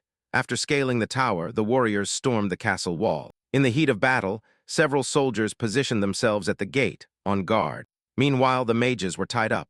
Ulfoy furiously demanded their release, refusing to surrender, but the knight ordered them to be silent. Ulfoy protested, arguing that letting the battering ram get so close meant certain death. Despite his shouts, Vanessa remained calm. She told him not to worry, and promised him that Ghislaine would take care of everything, but Ulfoy didn't believe her.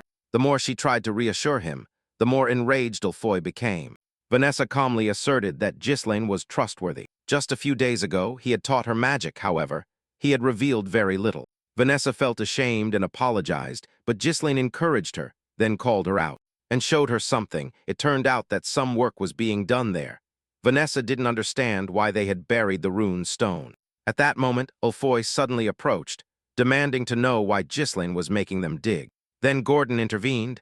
Vanessa was bewildered by all this, but Ghislaine explained that it was preparation.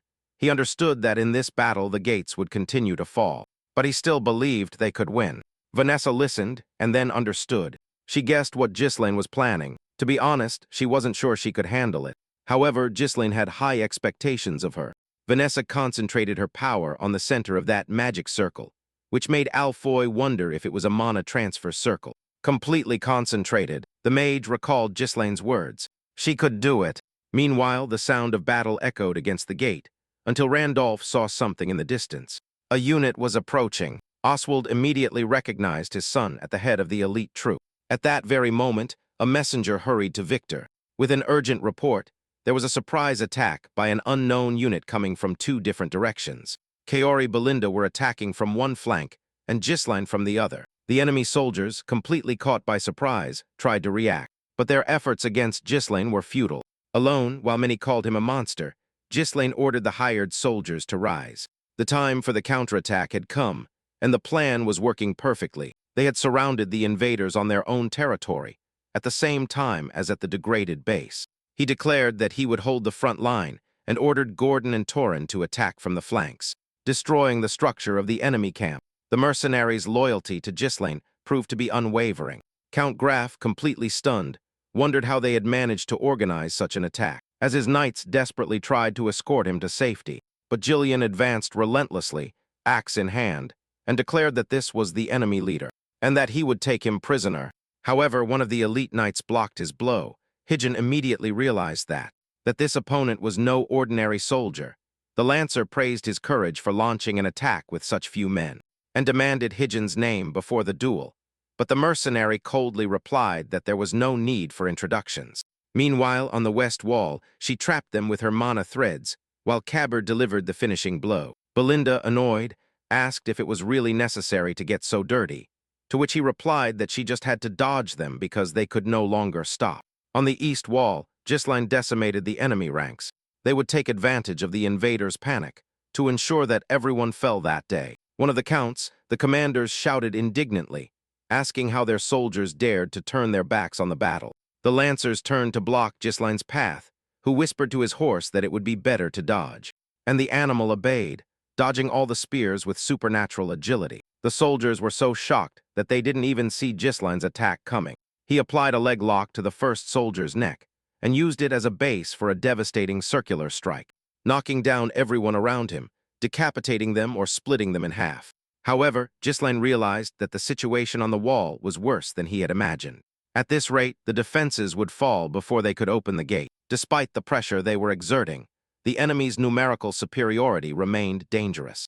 One false move, the enemy commander shouted to stop Ghislaine immediately, shouting that they could not let him advance another inch. Ghislaine knew that his time was running out. Before the wall collapsed, he had to finish it. He channeled his aura into his enormous sword. He decapitated the first soldier in an instant, The second fell with an open wound in his chest. And the third didn't even see death coming, as he ducked to avoid a hail of arrows. Ghislaine pierced the commander with his sword, and then used the weapon as a grappling hook to launch himself to the top of the wall. The great captain of the enemy army, Victor, was impressed. He had single-handedly brought down the entire camp, yet the gate still held. A soldier reported that the gate defenses were tougher than expected, and estimated that it would take another 10 minutes to breach it, but Victor demanded it be done in 5. Meanwhile, he would personally handle the enemy captain, threatening to kill his own men if they failed. Kagwa, however, intervened and declared that Victor would go nowhere because the mercenary leader wanted to play with him. Victor proved to be incredibly experienced. His first move was to make his horse deliver a brutal kick to Kaguar's steed, killing the animal instantly and making the mercenary lose his balance. But the king of mercenaries was quick enough to dodge it. However, he was stunned when Victor blocked the blow, each of his attacks with pinpoint accuracy. Victor scoffed mercenaries who thought they were strong. The captain's next blow not only pushed Kaor back, but also split his sword in half and hit him squarely. The captain smiled disdainfully. Kaor realized that Victor's strength was real, confirming Ghislaine's warning. Ghislaine had warned him. He was called Victor. He does in Graf's family sleeve, a warrior more powerful than any Ghislaine had ever known. Except Ghislaine himself, Victor would use his overwhelming strength to break through the wall defenses, just as he had planned. But if he decided to abandon the gate, Perdim's plan would fall apart. That's why Kor couldn't give up. His only mission was to stop Victor. With a defiant smile, Kor admitted that it was a cursed mission. Across the battlefield, enveloped in the duel, Adam could not effectively direct his soldiers, and Jian was starting to get frustrated. They could not hesitate any longer, but Adam's heavy shield absorbed each of their blows. He didn't remember the last time he had faced such impenetrable defense. Seizing an opportunity, Adam managed to land a decisive blow and pinned Jillian to the ground with his shield.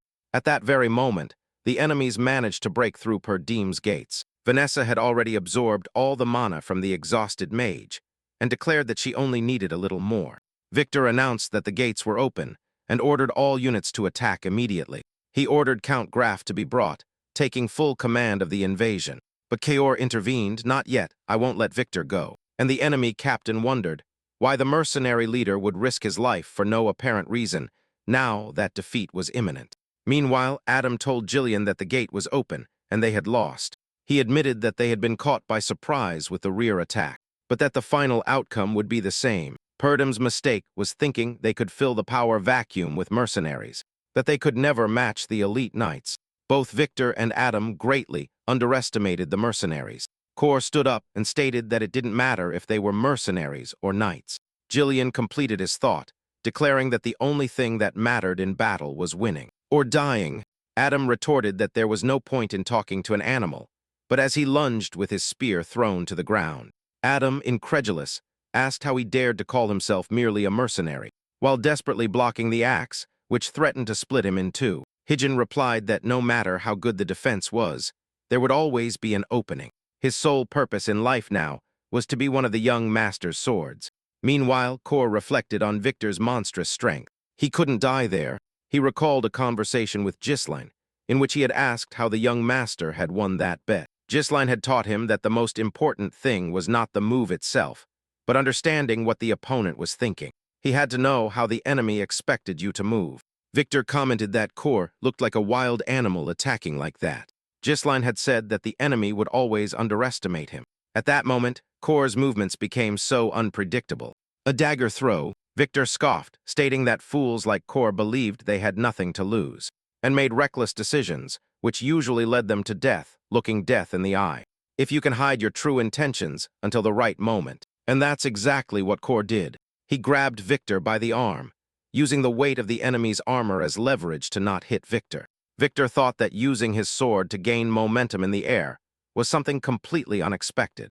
Even in that desperate situation, the mercenary managed to formulate a strategy, something that only someone prepared for death could do. The captain admitted that Kor was not just a wild beast, he had talent. It was common to push the limits when faced with a life-or-death situation.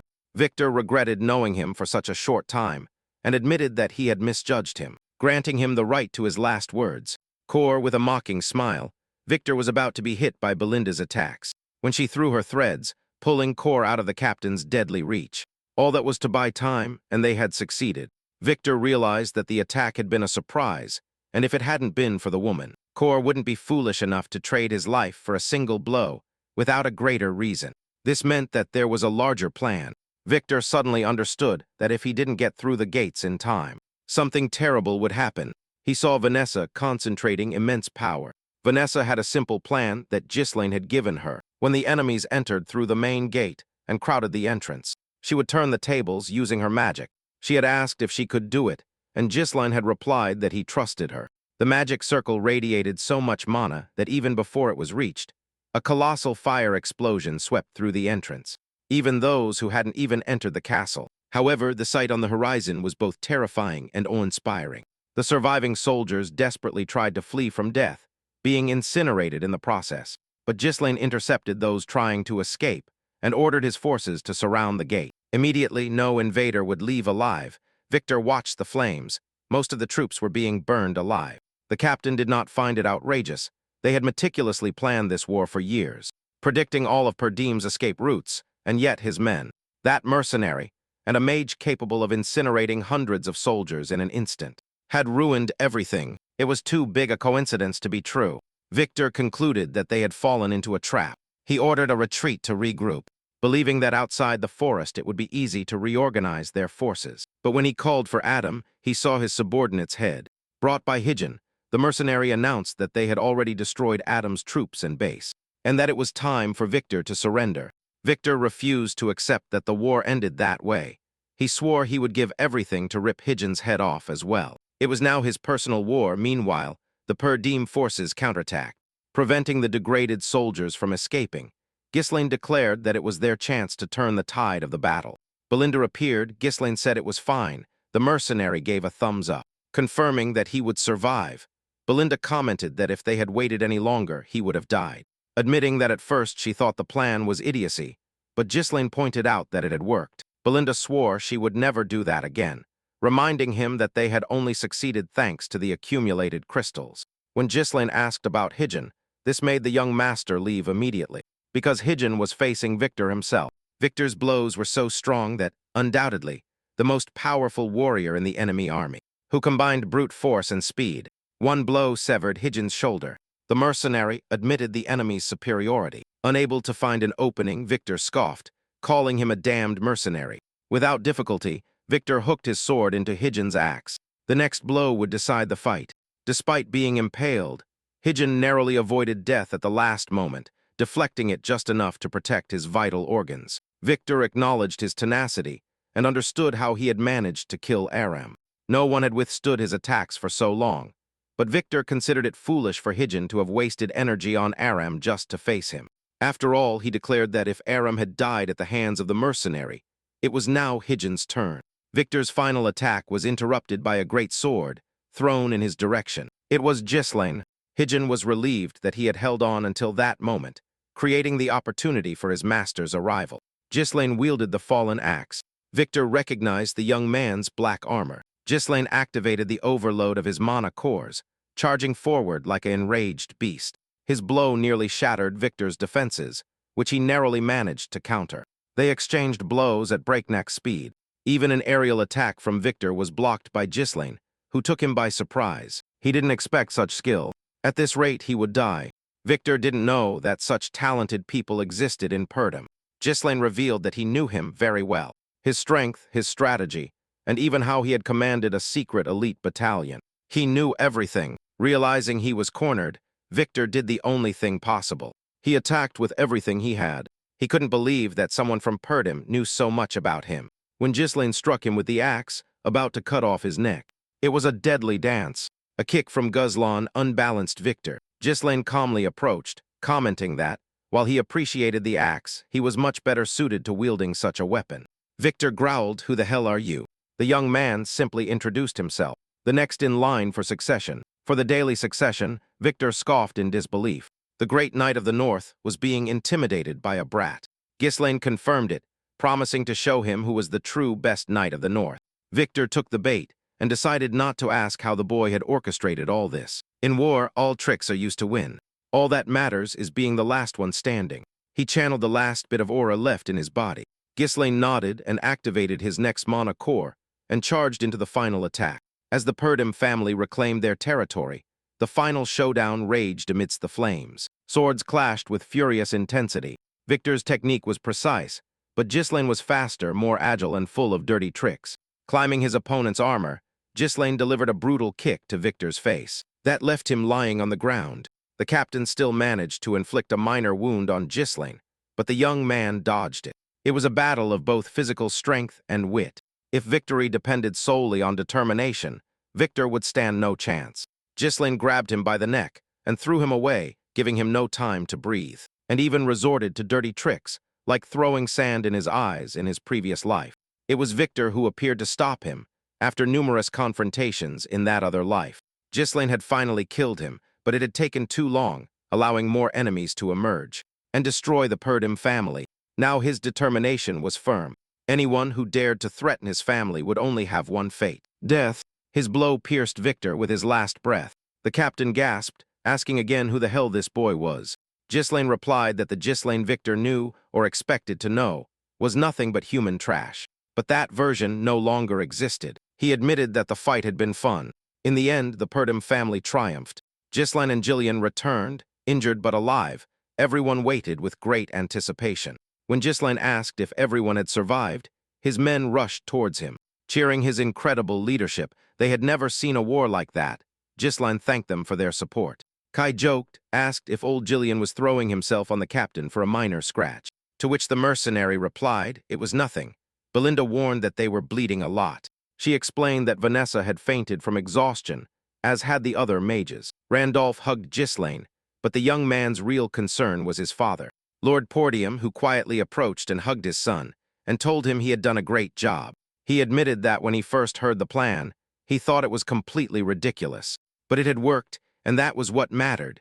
Ghislaine humbly replied that the plan had only worked because his father had defended the walls. But Lord Portium did not deny, insisting that it was all due to his son. Raising Ghislaine's arm, he proclaimed Portium's victory, and the celebration was immense. Ghislaine, however, thought that although they had won the battle, the fight was not over yet. Desmond had to fall. Randolph asked what the next steps were. Lord Portium ordered Ghislaine to gather his men as well, as much work awaited them. But for now, it was time to rest. Ghislaine refused. They had no time to lose. They needed Count Grat to formally surrender. He proposed to go immediately with his mercenaries to the Count's territory, and asked his father to grant him authority as a substitute lord. Lord Portium argued that the war had just ended, and that Ghislaine and his men must be exhausted, so there was no need for such haste. But Ghislaine insisted that the war was not over yet. It was Count Grad who broke relations and started the conflict. They could not give the enemy time, or they would come back again. Lord Portium reflected and agreed. He authorized his departure, but asked Ghislaine not to forget that Count Grad had been an ally in the past, and asked him to at least receive him with courtesy. Ghislaine told him not to worry about that. He asked if Kaori Belinda could still move, and when they confirmed that they could, he ordered them to accompany him. They set off at full speed towards the county of de Grad. There, the white flag had already been raised. Count de Grad wondered in disbelief how that had happened. They had planned everything in secret with Desmond's help, and yet they had lost to those damned Purdoms. He ordered his servant to begin preparations for negotiations. Intending to offer compensation, he believed that the Lord of the Diets, being an honorable man, would easily agree to give them time to get out of the crisis. And blame Desmond. The subordinate questioned where they would get the money since they had spent so much on the war. The Count grabbed him by the neck in fury and reminded him that they only had to squeeze the people for him. His own importance surpassed that of those pigs living in the mud. He threw his subordinate to the ground and shouted at him to get moving. The servant, forced to work under such harsh conditions, feared that an internal rebellion was brewing. Suddenly, a soldier arrived with bad news. Purdom's forces were already on their lands, ready to negotiate. The Count thought they had arrived too quickly, completely ruining his plans, and he still thought that he would at least deal with the Lord of the Purdoms. But when Ghislaine entered the room, asking if they were ready to surrender, the Count demanded to know why he was there and not his father, and Ghislaine coldly replied that his father was busy rebuilding everything the Count had destroyed. That's why he had come as a temporary substitute for the Lord to negotiate. Hours earlier on the way, Kor scoffed, saying that fat, degraded man had fled home. and wondered what kind of leader abandoned his subordinates and fled like a rat. Ghislaine thought about checking the details with Jillian later.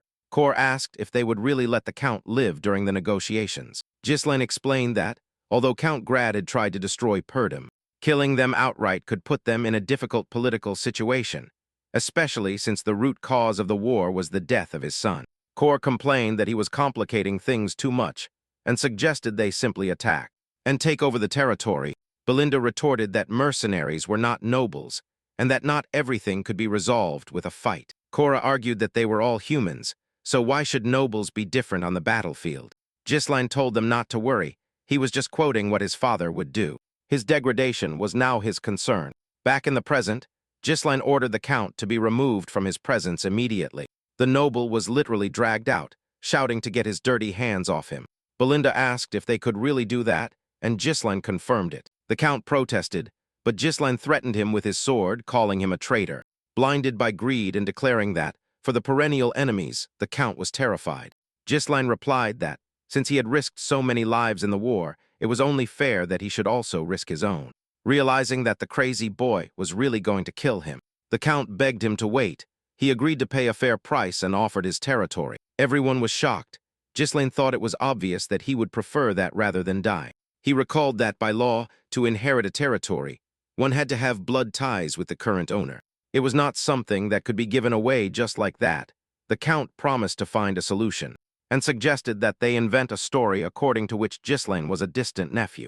He shouted at his subordinate to bring paper and pencil immediately. The Count continued to plead, offering financial compensation if Ghislaine waited a little. Begging for mercy, Ghislaine asked him if his life was so valuable, simply expelling him from his own territory. The people of Degrado watched in confusion as the Count was thrown to the ground. The noble asked him why he was there with those disgusting commoners. Ghislaine warned him to be careful what he said, because his survival now depended on those same people. So Ghislaine made an announcement to the people. He introduced himself as Ghislaine Purdom and explained that the Count had declared war by claiming his son's death. But he had lost. Now the Count wanted to pay his debt with the money the people had earned with so much effort. Ghislaine asked if anyone wished to help him. The people responded indignantly that no, they had already taken too much from them. They said that, as a noble, he could fend for himself quite well. Ghislaine, representing the leader of the Diets, they could save the Count by paying his debts. The Count asked them how they dared to humiliate him like that. In response, the people began to throw stones at him, shouting that he had even stolen the children's bread. Many people suffered because of him, and so, without further ado, the Count was lynched by the people of his former territory. Ghislaine declared that the war was finally over. He mentioned Belinda to his father, who understood that he had other plans. Later, at the Purdom Castle, Lord Purdom, surprised, Ghislaine confirmed that Count de Grad had died. His father asked if he had forgotten the order to show respect. Ghislaine replied that he had not forgotten, but that he had acted according to the situation. If they gave the Count a chance, he would attack again. De Grad had already attacked Purdom with 7,000 men, a force that was obviously not his alone. Desmond had supplied the army, and Leopold had helped lead it. Those present in the room said that was impossible. Homer asked if it was because of that matter. Ghislaine thought that surely, probably by killing the messengers. But now that they had taken de Grad's territory, the story had changed. They did not have a direct line to Purdom's territory. Lord Purdom accepted, but questioned how Ghislaine intended to take possession of the territory without a lineage. Ghislaine asked him to look at the document he had acquired. It stated that Ghislaine was a distant nephew and the sole heir to de Grad's territory. This would avoid problems with possession. Lord Purdom warned that ruling a territory was not easy, and asked if he thought he was capable of using the current resources. His son replied not to worry, as he had the perfect person for the job. Meanwhile, in the kingdom of Seddon, a man was playing dice trying to cheat. His opponent asked him if he knew what happened to cheaters. Claude replied to take it easy, as they were just having fun. Later, Ghislaine received his honors. Lord Purdom recognized his achievements, and on behalf of His Majesty, bestowed upon him the title of Baron of Fenris. Everyone cheered. Long live the Baron. Moments earlier, Ghislaine had indicated on the map that de Grade County consisted of 5 baronial territories. He planned to stay in the center of everything. No one had any doubts. Lord Purdom allowed him to do as he wished, praising his work. He mentioned that the territory was facing financial difficulties due to the war, and he was considering selling magic crystals. Ghislaine warned him that there were none left. since they had all exploded at the gate, but he promised to get more after receiving the title. Belinda suggested they celebrate. Jijin congratulated his young master, correcting himself to call him Baron Caber, and commented that the boy was growing up. Belinda recalled wondering what he would be like when he grew up, and said it seemed like she had raised him very well. Caber joked that that's why he was so spoiled. Belinda cheered the incredible title. Elena appeared carrying someone in her arms, and declared that she would now call him Lord Ghislaine, and no longer brother. He refused the formality. Ghislaine realized she was carrying Rachel, and asked the girl how she was. Rachel spoke without formality, and Ghislaine told her that if Elena bothered her, she could say so, or even hit her sister. Ghislaine commented to Jillian that his daughter looked much better. Ghislaine got everyone's attention. He announced that his base would no longer be in Purdom. They would cease to be mere mercenaries and become part of his army, trained to be knights, as they deserved that honor for the courage they had shown. Belinda worried about the costs, but Ghislaine said that precisely because of that, they had to try hard. He informed them that Hijin, now fully recovered, would lead Fenris men. Hijin asked if his master would not join him. Ghislaine replied that for now no. He had to make a stop first. Since the war had ended, the people's safety had deteriorated, and he would personally take care of it. He declared that Hyan was the person he trusted most. Hyan was shocked and deeply moved. Ghislaine informed them that Belinda and Kaor would accompany him to Austin's territory. In the kingdom of Sauron, Belinda was encouraged by the thought of a trip to another kingdom. Kaor asked if the territory wasn't famous for gambling, and if they could gamble a little. Ghislaine curbed the enthusiasm by warning that they were not going on a pleasure trip. Meanwhile, Vanessa was practically begging Ulfoy to spend a little more of his mana to test some spells. The mage flatly refused. Vanessa argued that the master himself had said that he was a source of mana. Ghislaine appeared, commenting on the lively morning commotion. Ulfoy asked for help, complaining that Vanessa was trying to steal all his mana. Ghislaine only worried about her, and asked if she felt better after her first real battle. Ulfoy indignantly asked if they were simply going to ignore him. Ghislaine also praised his efforts, saying it was good to see him work for a change. Ulfoy complained that he just wanted to go back to his tower. Ghislaine replied that he could accompany them on the trip. Later, in the bustling casino of Austin territory, Ulfoy asked if they weren't supposed to head to the magic tower. Ghislaine simply said they could have a little fun. Cal, with a mischievous smile, teased Ulfoy, saying that he knew how to use magic, but he didn't understand how the world worked. They would use money to make even more money. Belinda asked if Ghislaine had also come to have fun. He denied it. He had come to recruit someone for his territory.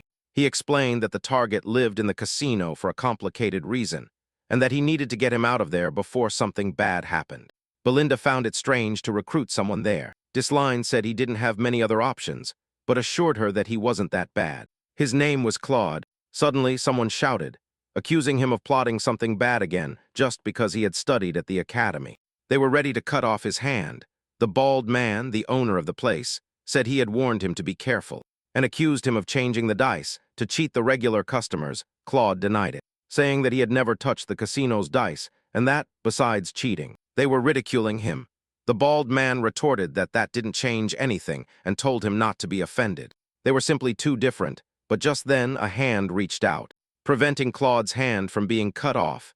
It was Ghislaine who declared that the game was over, and that he wanted to participate. He introduced himself as Ghislaine, from the kingdom of Ludania, the current Baron of Fenris. The bald man immediately questioned the presence of a foreign noble. His guards lunged, but the owner instantly ordered them to stop. Then he asked why a noble would honor such a dirty place with his presence. Ghislaine replied that he was looking for someone who was right there. Then he ordered Claude to stand up, because he had come to take him away. Meanwhile, Kaor and Ulfoy were engrossed in their game. The mage had accumulated 1,000 points. All the luck at the table was clearly on his side. Kaor was deeply impressed by Ulfoy's extraordinary. Ulfoy thought that even by selling scrolls all day, he wouldn't make that much money. His heart had never pounded so hard. At that moment, a commotion occurred upstairs. Belinda asked if that was the man they had come to find. The bald man replied that he was sorry, but taking him away would be difficult. All his players were sacred. He had to pay. Ghislaine then asked Claude if he was cheating. Claude, seizing the opportunity, apologized profusely to the Baron. He explained that they conducted constant inspections, but just as he was winning, a modified die mysteriously appeared, and he was blamed for it. Belinda was outraged. Ghislaine asked if it was true. The bald man retorted that their relationship did not matter. He wanted to know if he could trust the words of a cheater. He warned him that, even being a noble, Ghislain could face diplomatic problems if he got involved. He suggested that he pretend not to have seen anything and leave. Ghislain flatly refused. He proposed to resolve everything with a simple agreement. They would play. If Ghislain won, he would get his money back and Claude. If he lost, everyone was stunned. Belinda gasped and asked him if he was crazy. Claude thanked him for his help. Ghislain insisted that he needed him, no matter the cost. The bald man commented that he hadn't seen such a brave noble in a long time, and accepted the challenge. If you enter this casino, you have to play. Tension gripped the entire establishment, and a murmur spread like wildfire. A noble was challenging the boss. The rules were simple. Whoever rolled the lowest number on the dice.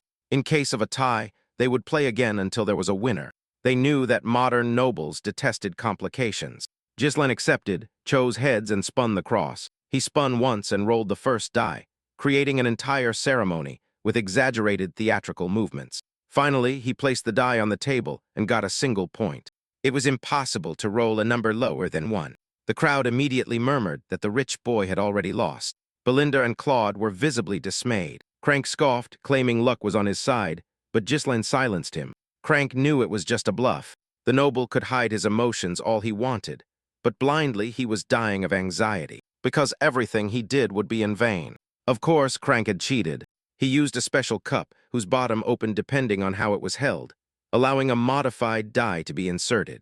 The movement of the cup only served to disguise the change. They had never discovered him using this technique, and he would never lose. At that moment, Ghislain applied so much force that he used his aura to manipulate the die.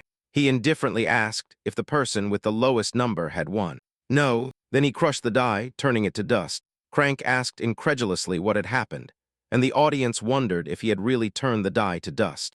The manager shouted that it was cheating, but Ghislain grabbed his hand and asked what he was hiding there. It was the modified die. Ghislain sarcastically reminded him that games were sacred, and that cheating would not be tolerated. The manager wondered how he had found out, as a last resort, but the noble easily dodged him, responding that he should have been honest from the beginning. Ghislain criticized the eccentric hypocrisy. The manager, furious, declared that the noble had barely arrived and had already annoyed him, and assured him that he would not leave there alive. When the guards attacked, Ghislain didn't even sweat. He used his own mercenaries as a springboard to reach Crank and put his sword to his neck. The boss, Crank, was subdued. Core commented that they should choose better who they messed with. Belinda asked what they would do now. Ghislain declared that, according to the agreement, he announced that the manager, an administrator of Baron Austin's main casino, had been caught trying to cheat a foreign noble. The fate of a casino that had lost its trust was sealed. If they tried to reverse what had happened, they would die, to emphasize the warning. However, Hillen noticed that Claudia had fled. Belinda was outraged. Not only had he fled, but he had also taken all the money even though his arm had been saved. Kior suggested that the fugitive player would probably hide in another casino. Belinda wanted to search the area, but Ghislain said it wasn't necessary. He knew exactly where Claude had gone. Claude thought he had narrowly escaped and wondered who that noble was, and why he had helped him, but that didn't matter. He had gotten the money and was leaving, as he desperately needed that amount. A year ago, he had told Anna that he had discovered that gambling was not a matter of luck. She had asked him to stop, reminding him of his father's death. Claude's master, but Claude insisted it was his fault, his stupidity, and weakness had made his master a traitor. Anna Arceus, daughter of Bodios Arceus. She ended up being taken as collateral. The man who kidnapped her had given Claude a year to bring 2,000 gold coins and rescue her. Now Claude was going to get the money to get her out of there. Later, at Austin's castle, the Baron complained, as usual, ordering the execution of all the prisoners crowding the jail. A knight reminded him that almost a year had passed since the traitor's daughter was captured, and asked him if there was any news of Claude. The Baron replied that he had heard that Claude was just wasting time in casinos without winning anything, and that crazy woman seemed to handle it well. He commented that if she were not the daughter of a traitor, he would even use her as a servant. But his conscience prevented him, so he ordered her executed along with the others. The knight asked him what they would do if the scoundrel actually brought the ransom. The Baron decided that they would take the money and get rid of her secretly, because no one would care about a dead casino player. At that moment, a messenger announced Claude's arrival with the money.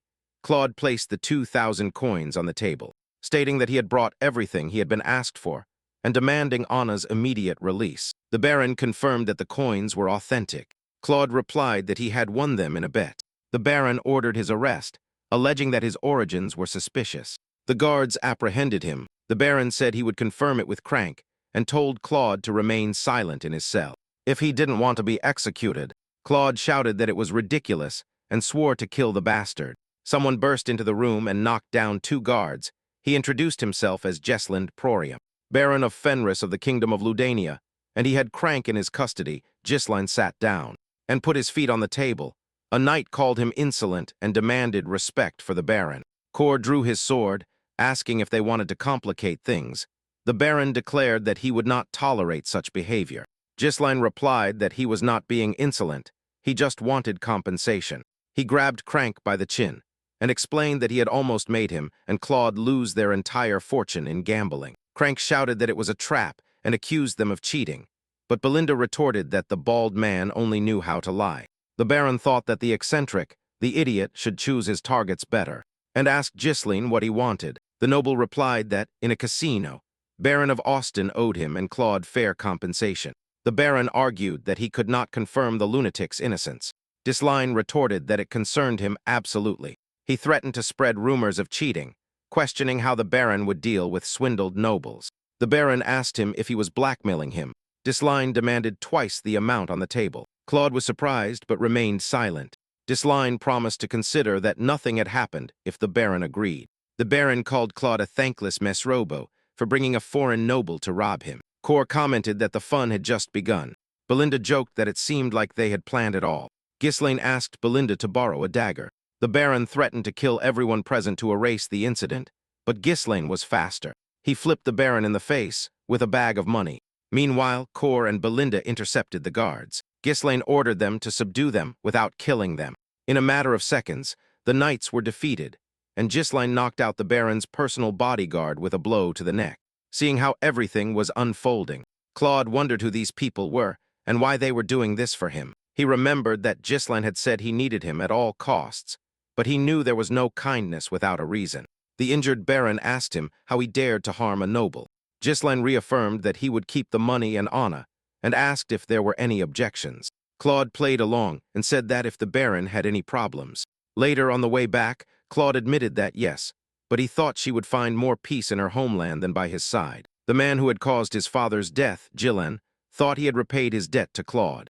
In his past life, he was now free of it. Gisline asked him what he thought of the place. Claude commented that, if he had the chance, he would cut the throat of the lord of that territory, since the barony seemed like a dump and was easy to conquer. Gisline asked him if he was suggesting he cut his own throat. Claude was surprised. He asked if he was really the owner. Gisline grabbed him by the neck and told him that he would have to pay his debt by putting everything in order. Claude tried to retract, but Gisline said it was too late. Meanwhile, Desmond, who was watching Gisline's plans unfold, grew increasingly enraged and immediately ordered a letter to be sent to Amelia, accelerating her plan. Later, at Fenris Castle, everyone gathered to begin the work. The newly liberated domain was a complete mess. Gisline assigned Claude several administrative duties to normalize the domain. Since they planned to plant, Claude asked if they would really plant in those dry fields. Gisline confirmed it and explained that they would use the bones of the blood python as fertilizer. The old facilities would be renovated and crystal warehouses built. Claude asked if he was joking. He was appointed administrator, supervisor, and secretary. He complained about the excessive workload, but Gisline told him to seize the opportunity and hire agents if necessary. Claude tried to escape, but Wendy, wielding threads like Belinda and sent by the housekeeper, captured him. She was now his personal bodyguard. Claude shouted for help. In his past life, a noble had a duty to protect his inhabitants. The distrust of the peasants had been created by greedy nobles. Gisline needed to resolve the basics first. However, at that rate, they would still be without money, and in 3 months, he wouldn't even be able to pay salaries. Kor suggested selling unique stones, but Gisline explained that they needed them to fund research. They needed sustainable income. Claude arrived. Belinda told Wendy to hit him first. Before letting him talk nonsense, Claude insisted that they could not plant an idea backed by Alfoy. Gisline said they would think about it later. Gisline explained that building a casino without a stable base would be bad for facing Desmond in the future. Claude argued that they would not have food by then, but Ghislain guaranteed that he would solve the food problem, making everything grow on that land. Claude doubted it, as the land was infertile. Ghislain proposed a bet. 3 months later, there was a huge wheat field and food for everyone. Claude asked him how he had done it. Ghislain explained that they had scattered blood python bone dust, rich in nutrients, and planted rye reinforced with mana concentration seals, which accelerated growth by drawing power from the runestones. It was a method proven by future mages, and the people celebrated. Ghislain collected the bet from Claudio and Alfoy. If they had won, they would have obtained 5,000 gold coins in freedom. Since they lost, they became unpaid slaves for 10 years. They knew they were screwed with food secured. They could use the runestones for other purposes. Rupert from the Magic Tower, Ghislain, argued that if Fenris was attacked again, Rupert asked him why he always thought of extreme solutions. Ghislain requested more mages to establish the branch. The mages were used in large constructions, excavating dwellings and canals, building Fenris branch from the Crimson Flame Magic Tower. Although initially revealed, Fenris recovered quickly. However, Claudia warned of an unexpected twist and hurried. Amelia had begun preparations for war. Ghislain thought it had happened faster than in his past life, because he had gotten involved earlier. Desmond and Amelia, puppets of Duke Dauphin. Ghislain's war was not over, and now that we know the full picture, this is no longer just a regression story. It's the story of a man who already became a legend and still lost. Ghislain Berdium, king of mercenaries and one of the 7 strongest on the continent. He unleashed a great war to avenge his family. He was on the verge of achieving everything, but he received a stab in the back, and not from an enemy on the battlefield, but from someone he hadn't even taken into account. And that's what makes the story so powerful, because in his past life he didn't lose due to lack of strength. He lost due to blindness, impulsiveness, foreseeing only revenge and not the complete system. Upon receiving a second chance, he does not immediately rush to cut off heads he builds. He saves his sister, dismantles scams, puts the Baron in his place, transforms the decadent Fenris into a territory that literally begins to grow from dead land. I love that contrast. In his first life he was a sword, in the second he becomes an architect. He is not just strong, he is dangerous, because he remembers how every mistake ends. And the most interesting thing is that events are already changing. The war starts earlier, the enemies move faster, his intervention breaks the timeline. And that means knowing the future no longer guarantees victory. Now it's not a repeat of the past, it's a new game. And this time Ghislain doesn't play like an impulsive mercenary king, but as a lord, a strategist, and a man who will not lose his family again. Because this protagonist's greatest strength is not aura, nor mana cores, nor the sword, but because he finally understood something essential: revenge destroys. But a territory built from scratch can survive any war. And if I'm honest, I'm really looking forward to the moment when his enemies understand that they are no longer fighting an impulsive young man, but against someone who once set the entire continent ablaze and has now decided to do it right.